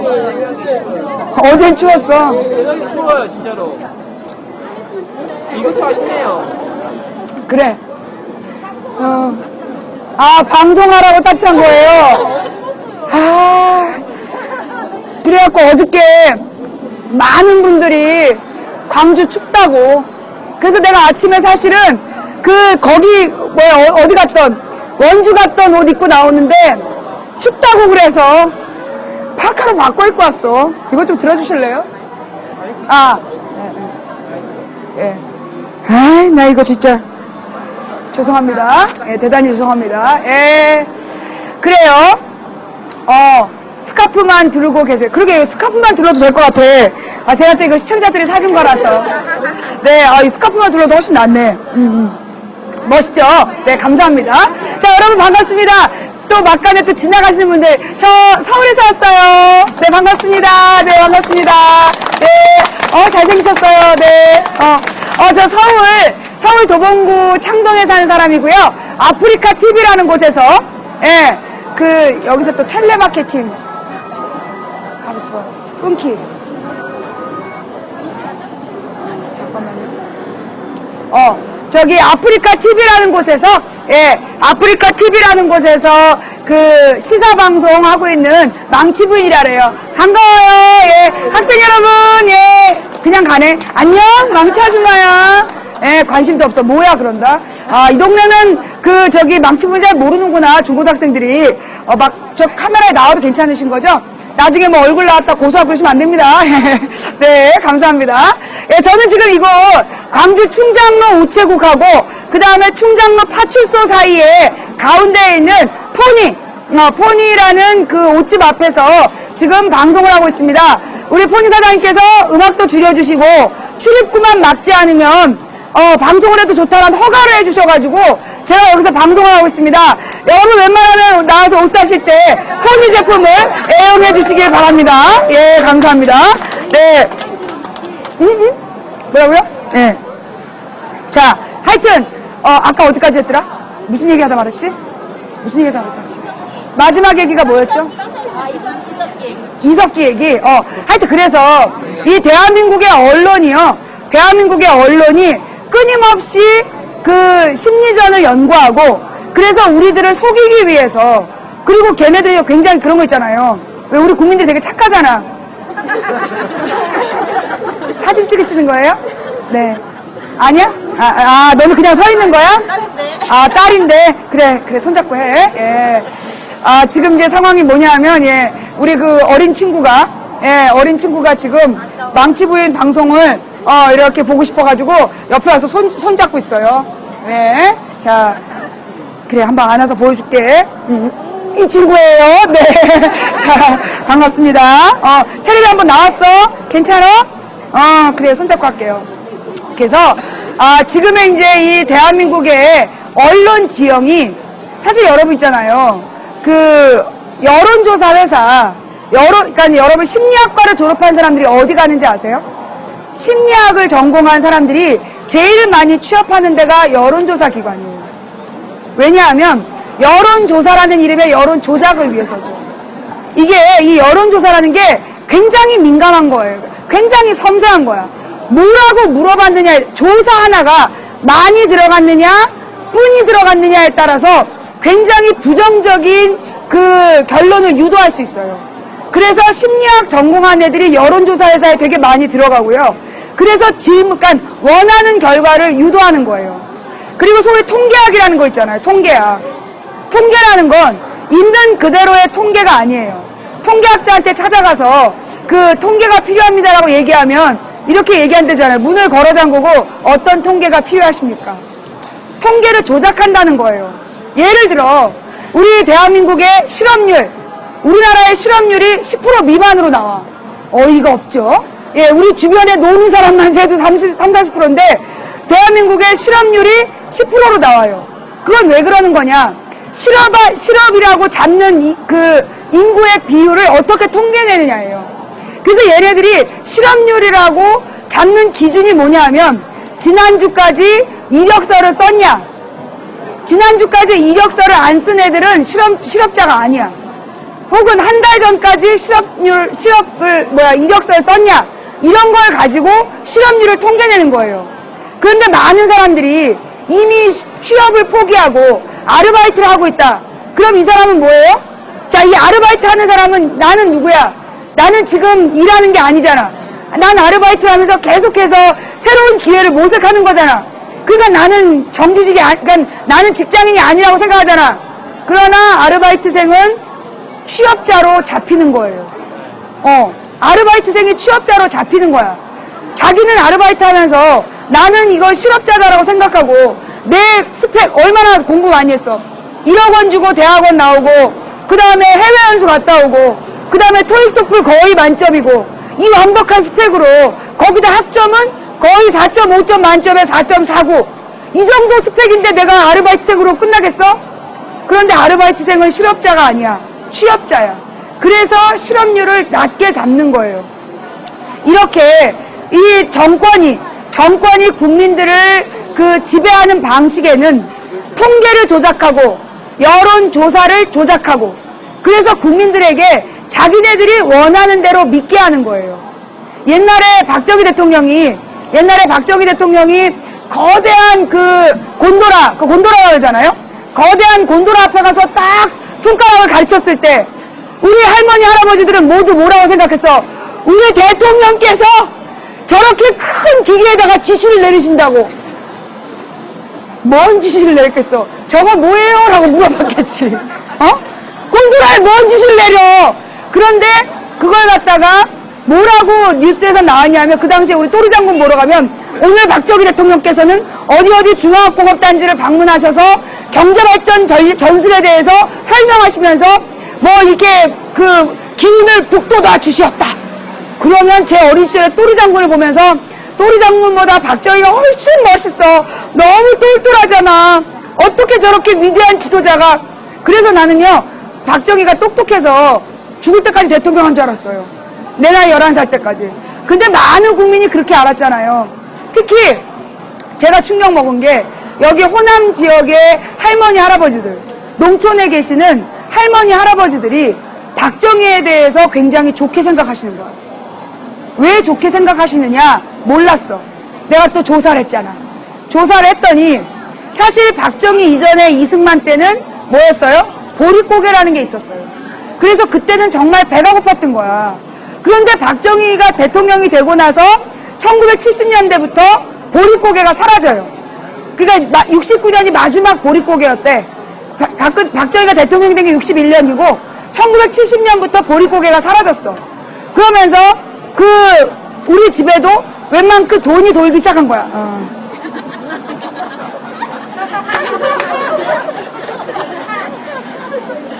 시청자 여러분 보셨어요? 예. 다시 한번 해봐. 따라해볼게. 그래. 근데 신기하지. 방송 방해하면 안 돼요.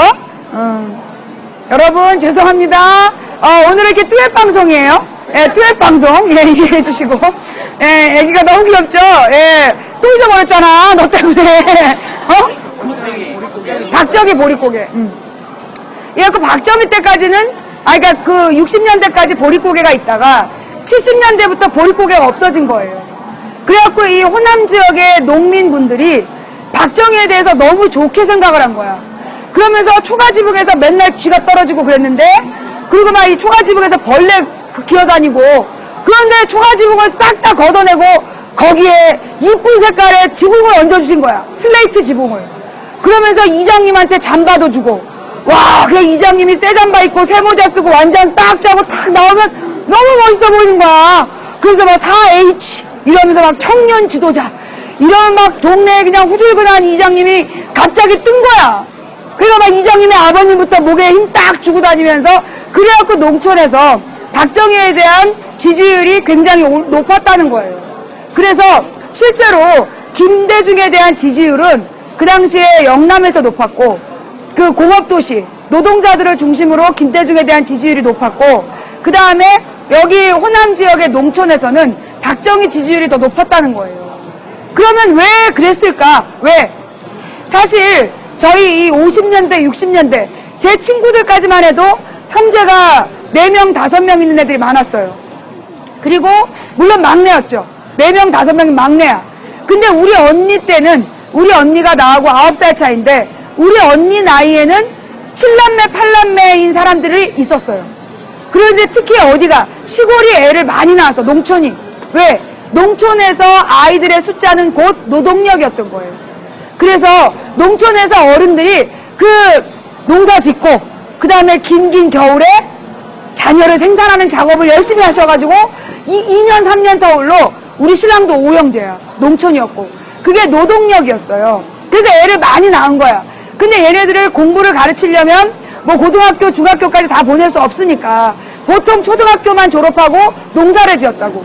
그런데 이게 산업화가 되면서 박정희 시절에 어떻게 했느냐, 60년대 중반부터 이 노동자들, 애들이 초등학교를 졸업하면 공장에 시다로 보낸 거예요.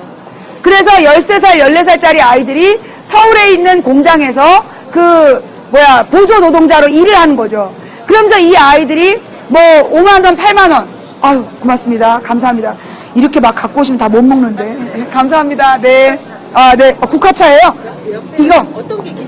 네, 이건 것 같아요. 색깔이 국화차예요. 예, 네, 감사합니다. 따뜻하게 들고 갈게요. 네네네, 국화차예요. 예, 예. 아니야.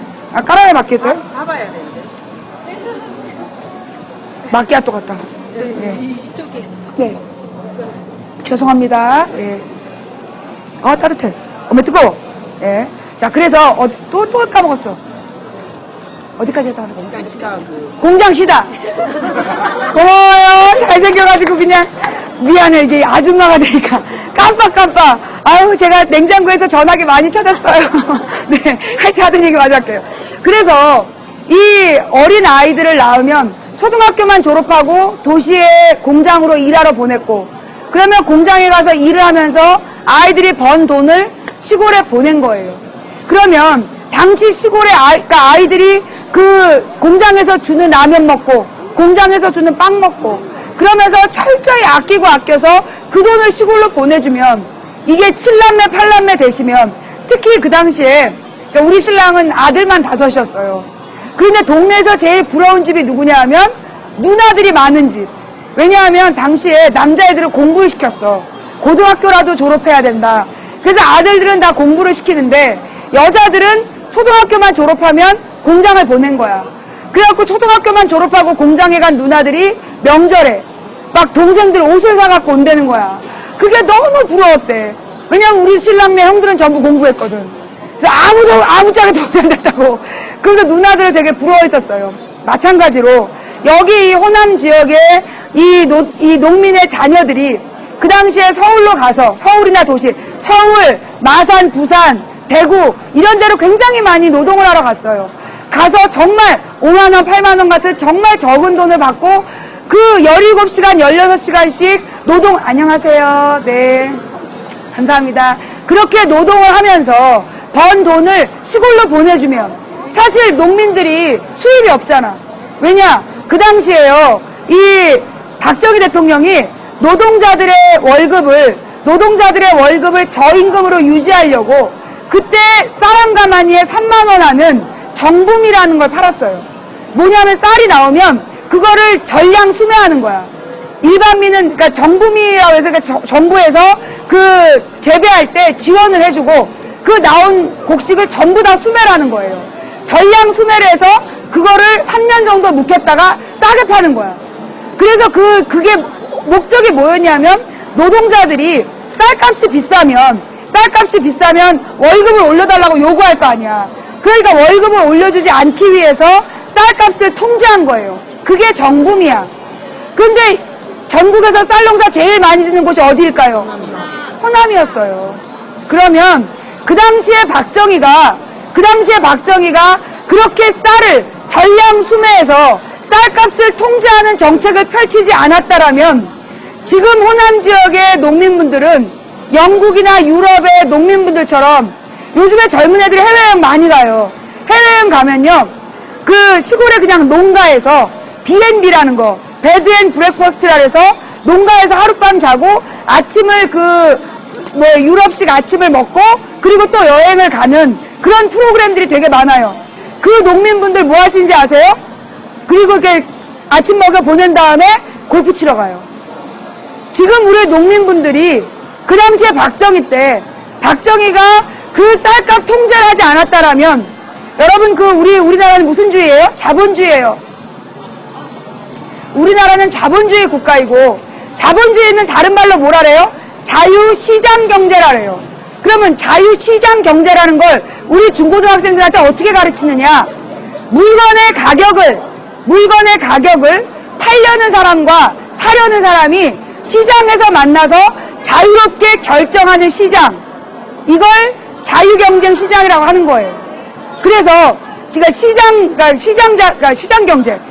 경제라는 게 그런 거예요. 그렇다면 우리는 박정희가 자유시장 경제를 지켰다라고 믿고 있잖아요. 자본주의를 지킨 투사로 알고 있잖아.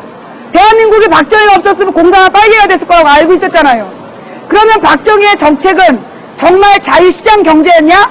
아니라는 거예요. 그 당시에 박정희가 쌀값에 대한 통제만 하지 않았더라면 도시로 굉장히 많은 사람들이 갔고 도시에서 쌀에 대한 수요가 올라갔어요.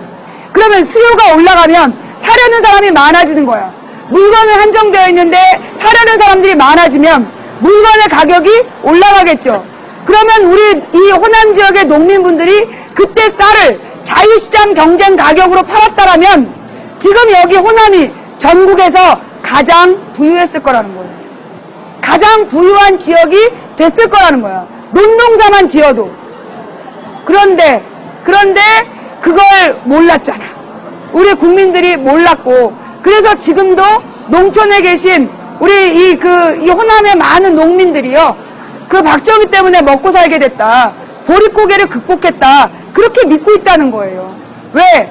박정희 대통령께서 모내기철에는 손수 논에 들어가서 막 바지를 걷어 올리고 모내기를 막 해.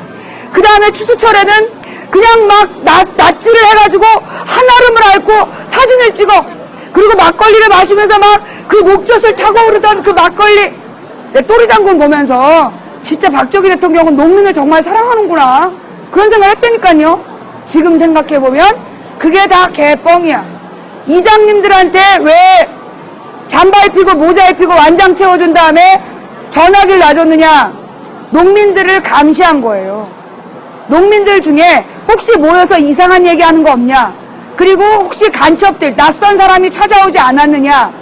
그러면서 이장들을 데려다 교육을 한 거예요. 그래서 주민 감시 체제를 만든 거야.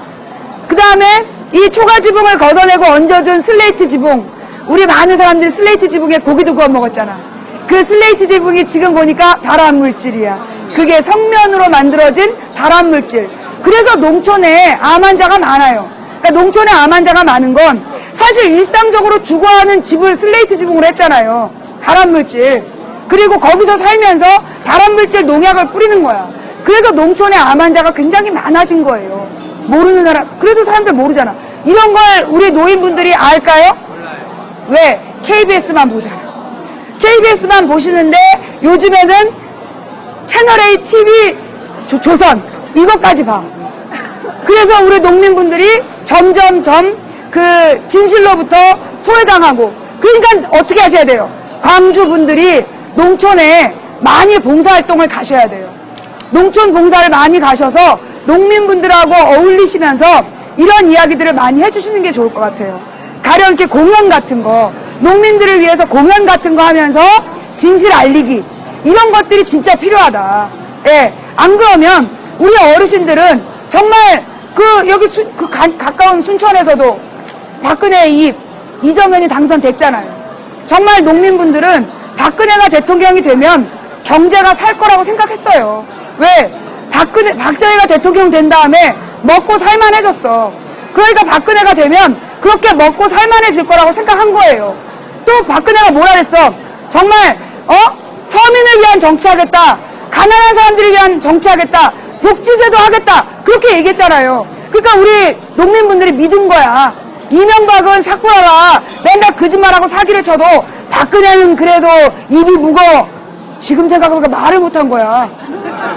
말을 못해서 그런 건데 우린 입이 무거운 줄 알았어.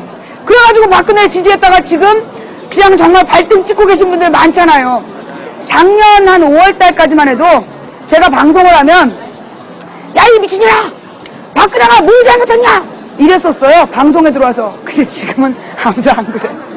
지금은 우리 방송에 와가지고 박근혜가 뭘 잘못했냐 이런 얘기 안 해. 그럼 왜? 내가 월별로 잘못한 거 얘기하거든. 그럼 우리 2월달부터 한번 얘기해볼까요?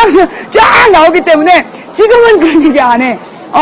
그런데 문제는 뭐냐, 이렇게 박정희에 대한 그 환상을 팔고 박정희에 대한 거짓말을 팔아 박근혜가 집권을 해서 지금까지 대통령을 하고 있는데, 여러분 어떻게 박근혜 대통령이 된 지 임기 몇 개월째? 20개월이에요. 이번으로 이제 20개월이 됐어요. 자, 대통령의 임기는 총 몇 개월일까요? 5년이고 12 곱하면 60개월이에요. 그러면 60개월 임기 중에 20개월이면 3분의 1이 지나갔어요. 어떻게 먹고 살만해지셨어요? 요즘에 살만하세요? 뭐 이명박 때보다 훨씬 뭐 이렇게 가정 경제가 피시고 뭐 이렇게 살만해지셨어요? 만약에 이 자리에 박근혜가 있다면 분위기 험악하겠죠? 그죠? 네, 이게 뻥치고 살면 안 되는 거야. 그죠? 예. 지금 우리나라에 대통령이 새로 뽑히고 20개월이 지났어요. 자, 그러면 우리가 투표를 잘못했어. 우리 국민들이 바보였어. 그래서 박근혜가 대통령이 됐을까요? 아닙니다. 여러분 그렇게 생각하시면 안 돼요. 왜냐? 여러분 박근혜가 대통령이 되기 위해서 했던 공약을 기억해 보세요.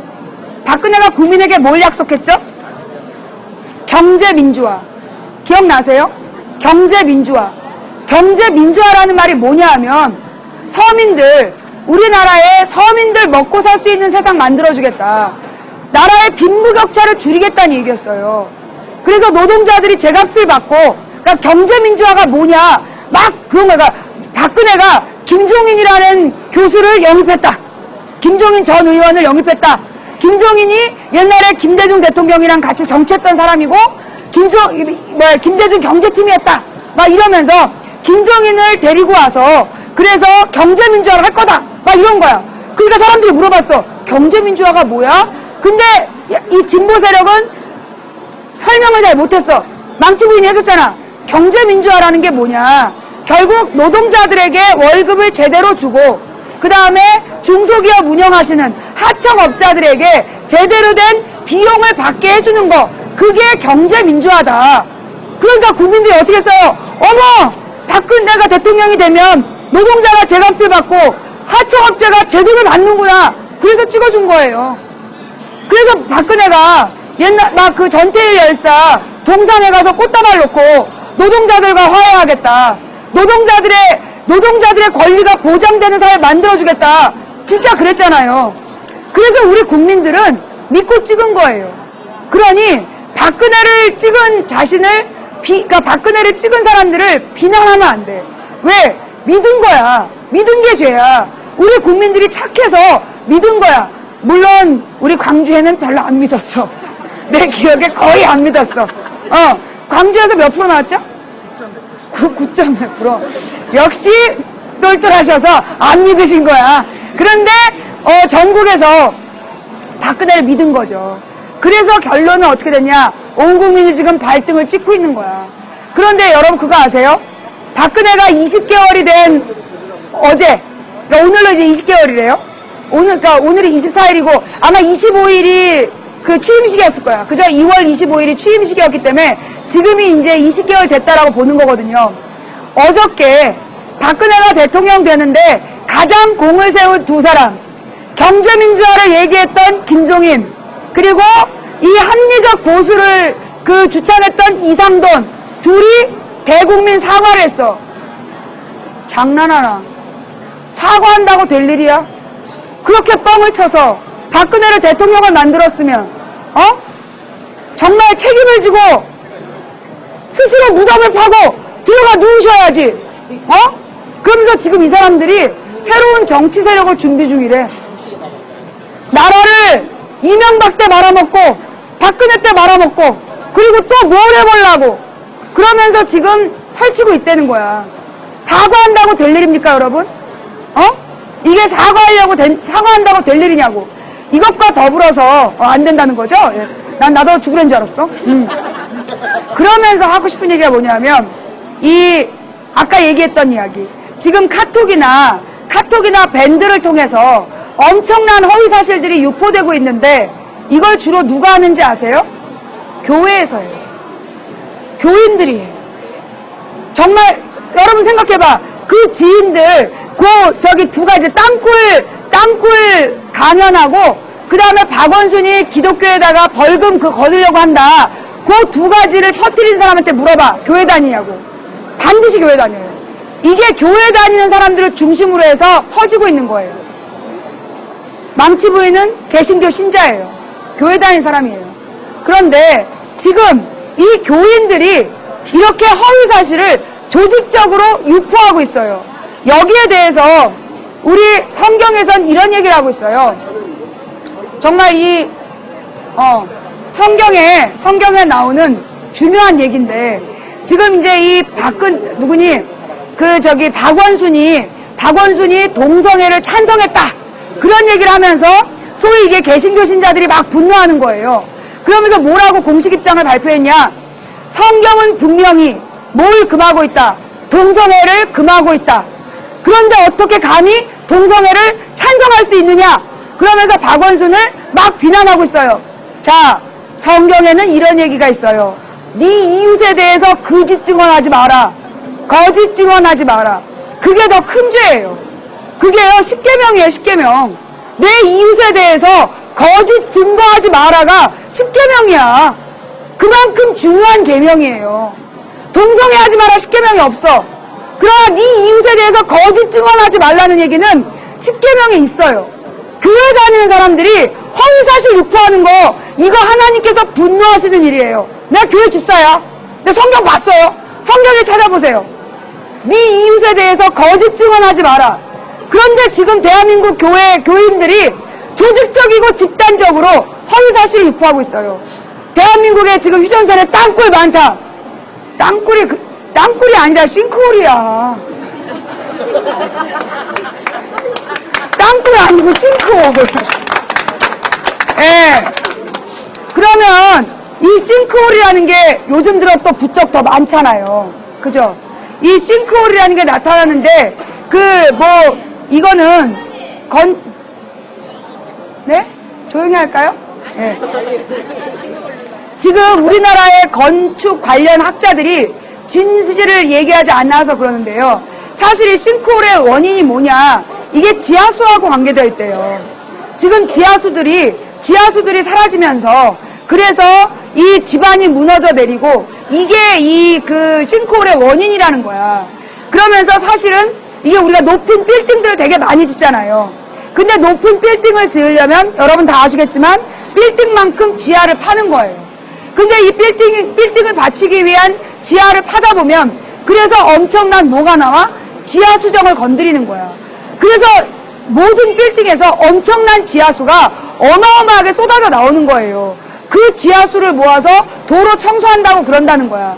그런데 결국 그 물들은 사실 그 지하수들은 땅 속에 있어야 되는 물이에요. 그런데 그 물들을 뭐라 그러나 인간들이 그 높은 빌딩에 대한 열망을 가지고 막 높은 빌딩을 짓고 그래서 이 지하수를 거기다 또 이 생수회사, 이 생수회사 이름 엄청 많잖아요. 생수한다고 전부 다 지하수 빼내고, 근데 도시 같은 경우에는 이 빌딩 때문에 싱크홀이 일어날 가능성이 큰 거예요. 그런데 여기에 대해서 진실을 밝히는 사람들이 없어. 왜? 그 석촌호수 물이 사라지고 있다. 그 얘기 나와도 분명한 입장을 얘기를 안 해. 대한민국의 학자들이 그 진실을 이야기하질 않아. 그래서 여러분 기억하시죠? 4대강 환경에 아무 영향 없다. 잡아가지고 족쳐야 돼. 4대강 사업으로 환경에 악영향 끼치지 않는다라고 얘기했던 교수들, 그거 전부 다 현상수배해서요. 그 사람들 족쳐야 돼요. 그리고 지금 4대강 이후에 나타난 모든 환경 파괴에 대해서 걔네들의 모든 재산을 털어서라도, 아니 내가 볼 때 걔네들 온 국민에게 진 죄를 어떻게 지네가 돈으로 갚겠어. 걔네 무기징역 시켜야 돼. 무기징역.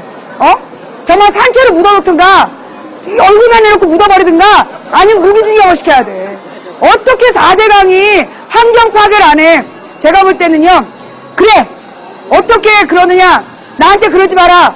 그러면 한 가지 방법을 줄게. 매일 아침 4대강에 나가서 매일 큰빛 이끼벌레를 10마리씩만 먹어. 그러면 용서해줄게. 4대강이 환경 파괴 안 한다고 얘기했던 그 교수들은 내일부터 4대강에 나가서 큰빛 이끼벌레를 한 끼에 10마리씩만 먹어. 그럼 너네가 먹으면 그만큼 죽을 거 아니야. 우리는 큰빛 이끼벌레 보는 것만으로도 두려워. 식욕이 떨어져. 그러니까 이거 괜찮죠? 우리 그 4대강에 찬성한 교수들에게 큰빛 이끼벌레를 급식으로 지원하라는 특별법 제정운동 한번 들어갈까요? 예, 감사합니다. 자, 찬성하시는 분 많은 것 같아요. 예. 정말 4대강 사업에서 돈 번 건설사들, 그리고 무엇보다 그래 교수들은 한 끼에 10마리 우리 이명박 대통령 모셔다 놓고 24시간 큰빛 이끼벌레 갈아서 계속 먹여야 돼. 그죠? 책임지게 해야지. 예? 이명박 대통령 앉혀놓고 24시간 동안 큰빛 이끼벌레 갈아 마시게 해야 돼. 갈면 그 징그러운 걸 못 느끼나? 일단 그러면 큰빛 이끼벌레를 가득 모아서 그 자리에 앉혀놓고 갈아서 먹이는 방식을. 좌우지간요, 이 큰빛 이끼벌레의 모습은 지금 환경이 얼마나 잔혹하게 파괴됐는지를 보여주는 거예요. 이게 강이 흐르지 않음으로 인해서, 그리고 이게 지금 이 6m씩 파놓은 이 4대강들이, 그래서 4대강으로 지금 지하수에 문제가 생기는 거잖아요. 근데 왜 이렇게 소리가 커졌어요?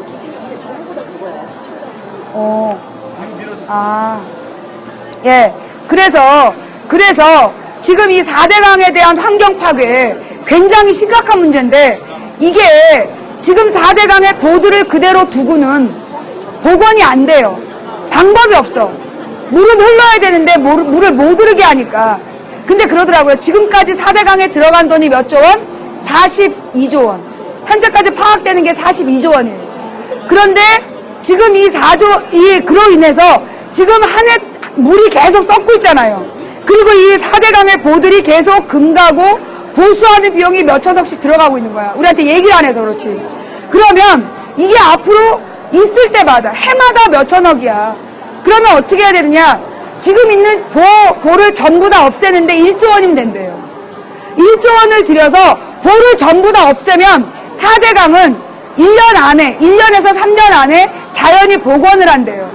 4대강 사업이 왜 2년 걸렸냐 하면, 이명박이가 막 그 모래를 걷어낸 거야. 걷어내고 막 그래서 보를 지으려고 그러면 강에서 도로 모래를 갖다 쌓아놓은 거야. 도로 쌓아놓고 그래서 1년은요 헛고생을 한 거예요. 그래서 그 다음에 어떻게 했느냐, 그러니까 이 모래를 어떻게 하냐 했더니 상류에서부터 그 모래들을 끌고 온 거예요. 그래서 상류가 절벽이 막 생겼어. 상류의 지류들의 절벽이 생기면서 그 흙들을 파다가 이 강에다가 놓은 거야. 그래서 이명박이 두 번째에 들어간 돈이 첫 해에 들어간 22조 원하고 비슷한 비용이 들어갔는데 뭘로 들어갔냐? 지류에서 본류로 들어오는 길목에 그 폐건설 자재들을 놓고 쇠로, 굵은 쇠로 묶어놓는 공사. 그런 짓거리를 하느라고 돈이 그만큼 또 들어간 거예요. 그래서 지금 이명박이 해놓은 그 모든 짓거리들을 걷어내기만 하면 자연히 원상태로 복구를 한다는 거야. 이게 누구의 주장? 망치 부인이 얘기했다면 누가 믿겠어요? 요게 그 독일의 환경학자죠. 독일의 환경학자가 이야기한 내용이야. 유럽의 환경학자들이 지금 4대강 문제 매우 심각하다. 이거를 해결할 방법은 단 하나, 보를 해체하는 거다. 보의 해체 시기가 빠를수록 좋다라고 얘기를 하고 있는 거야. 그런데 지금 박근혜 정부가 그렇게 하려고 그럴까요? 안 해요. 왜? 1조 원이 어디 있겠어요? 지금 박근혜가 쓸데없는 데다 돈을 다 쓰고 정말 돈 없다고 안 하고 있는 거야. 그러면서 이명박 돈 얘기 나왔으니까 우리가 또 할 얘기가 많아. 어저께 뉴스들 보셨어요? 네, 어저께 뉴스 보면서 여러 모바일이 집어던져졌다는 후문이 들리고 있어요. 이명박 대통령이 지금 자원외교한다고 쏟아부은 돈, 그게 수십조 원이잖아요. 그러니까 지금 수십조 원을 쏟아부었고 그 중에서 지금 적자가 확인된 게 7조 원인가 8조 원이야. 그리고 지금 해마다 몇천억에서 몇백억이 지금 적자로 지금 나오고 있는 거예요. 그래서 지금 야당 의원들이 이거 국정조사해야 된다. 매우 심각하다. 그래서 캐나다가 원래 작년에 망할 나라였다며, 작년인가 재작년에 망할 거였는데 우리나라에서 그렇게 어마어마한 돈을 지원해줘서 캐나다가 살아냈대. 어쩐지 캐나다 총리가 그렇게 친한 척 하더라고. 박근혜가 자주 만나는 사람을 경계해야 돼. 자, 그런데 말이에요. 그래서 이 이명박의 자원외교, 그 돈 이명박한테 토해놓게 해야 돼. 이명박이 몸을 팔아서라도 이거 자원외교로 날린 돈 이거 다 걷어내야 돼. 그런데 자원외교 하면서 날린 돈 있잖아요. 그 돈들이 이상해. 정말로 그 돈이 그렇게 들어갔을까요? 보면 되게 가난한 나라에 정말 이름 없는 회사들이야. 정말 그 많은 돈을 거기 투자했을까요? 이거 정말 심층 취재해야 돼요. 정말 수사 제대로 해야 돼. 정말 그 돈, 그 나라로 간 거 맞냐? 정말 투자된 거 맞냐? 이거 국정조사해서 이거 밝혀내야 되는 거 맞다고 봐요. 심각한 문제예요. 자, 그런데 여러분, 이것만이 아니야. 이뿐만이 아니라 오늘 내가 또 아침 라디오에서 우리 딸 학교 가기 전에 내가 너무나 쌍욕을 해서 정말 미안했어요. 뭐냐? 우리 박근혜 대통령께서 이번에 큰일 하셨잖아요. 뭐? 이 전시작전권, 전시작전 지휘, 그러니까 통제권을 어떻게 하셨어요? 미국에게 무기한으로 넘겨주는 대신 들어간 돈이 얼마? 60조 원. 그 뉴스 들으셨어요? 김현정 쇼 들으세요. 김현정 쇼 다시 듣기 하시면 나오는데요. 이게 소위 그 말도 안 되는 그 미국산 F-35. 그게 전 세계 공군들을 안 쓰는 거야. 맨 처음에 만들어진 기획 단계에서는 뭐 구입하겠다고 했던 나라들이 점점 기획이 구체화되는 걸 보고 이게 오류가 뜬 거예요. 이게 이제 잘못 가동되는 걸 보고 전부 다 취소를 해버린 거야. 너네 얘기가 다르지 않냐? 그러니까 안 팔리는 거 전부 누가 사가? 한국이 지금 사겠다는 거예요. 그게 35조 원인가 되는 거죠. 그 다음에 또 하나가 지금 미국에서 주장하는 소위 MD 체제. MD 체제가 뭐냐면 미사일 방어 체제라는 거예요. 그래서 미국이 중국하고 러시아를 견제하기 위해서 미사일 방어 체제를 구축하는데 이미 일본에 있어. 일본에 있는데 일본 하나에서 만약에 일본에서 놓치면 미국 본토로 오잖아. 그러니까 하나의 방어망이 또 필요한 거야. 이걸 한반도 주한미군에다가 그 미사일 방어체제를 구축하라는 거예요. 그러면 이 미사일 방어체제를 이게 북한용이 아니라는 거야. 중국하고 러시아를 견제하기 위한 용이에요. 중국하고 러시아하고 미국이 전쟁을 안 하면 쓸모가 없는 거야. 그런데 이걸 설치하는 비용이 얼마? 17조 원. 뉴스에 나온 겁니다. 한국형 MD라는 미사일을 설치하는 비용이 17조 원이라는 거야. 그러면 35, 17, 50조 원이구나. 60조가 아니라. 산수가 틀렸어. 다시 계산을 하면 지금 박근혜 정부에서, 자, 이게 무슨 얘기냐? 전시작전 지휘 통제권이 뭐냐 하면, 한마디로 북한의 김정은이 만약에 이번에 오늘 삐라뿌린 파주에다가 공습을 했어. 열 받잖아. 그러면 우리 군인이 가서 이 북한의 그 부대를 완전히 초토화시킬 수 있어야 되잖아. 전투기 띄워가지고. 우리 군대에 그런 권한이 있다 없다? 역시 광주야. 다른 데는 여기서 절반은 있다 나오는데 없죠. 왜냐하면 이게 전쟁 결정권이야. 전쟁 결정권을 우리 군 지휘부가 갖고 있지 않아요. 그래서 이게 전시작전 지휘권이라는 건데, 전시작전 지휘 통제권. 이거를 원래 우리 군이 가져야 북한이 도발했을 때 효과적인 방어를 하잖아요. 그런데 이 전시작전 지휘 통제권을 김대중 노무현이 10년을 설득해서 우리나라에서 2008년에 갖고 오기로 했어. 그런데 그걸 이명박이 싫어! 그러면서 2015년으로 연장을 시킨 거야. 그걸 2011년에 갖고 오기로 한 걸 2015년으로 연장을 시켰고, 그걸 박근혜 정부에서 무기한 연기를 시킨 거예요. 그러면 무슨 얘기냐? 우리의 필요가 아니라 미국의 필요에 의해서 원래 그 전시작전 지휘 통제권을 미국이 갖는 거에 대해서 미국 의회가 반대했대요. 왜 반대를 했느냐? 그러면 한국에서 만약에 남북 간의 갈등이 생기면 미국이 그 전쟁을 책임져야 된다. 그러면 그 막대한 비용을 미국에서 내야 된다. 그러니까 안 된다. 그래서 미국 의원들이 다 반대를 한 거야. 그래서 이제 이게 문제가 됐는데, 그런데 우리가 미국산 그 쓰레기 비행기를 35조 원어치로 사기로 했다. 그랬더니 그 비행기 회사에서 미국 의회 의원들과 뭔가 있었던 것 같다. 갑자기 미국 의원들이 행정부의 결정을 존중한다라고 했다는 거예요. 그러면 이 얘기는 뭐냐? 한마디로 옆집 형아한테 우리 집 그 집 문서를 맡기는 거야. 형, 이거 형이 영원히 가져. 나한테 돌려주지 마. 그런데 형이 이거 집 문서 갖고 있는 거 부담스럽지? 내가 돈도 줄게. 이 지랄한 거야. 전시작전 지휘 통제권을 미국에다가 무기한으로 연기시키면서 돈을 50조로 줬다는 얘기는 옆집 깡패 형한테 집문서 주고, 그 다음에 집문서 관리하는 비용까지 내 돈으로 경비원 붙여줄게, 이 짓거리 한 거라고요. 이게 우리 박근혜 정부의 그 국방 인력들이 한 거예요. 이래서 땅굴이 많은가?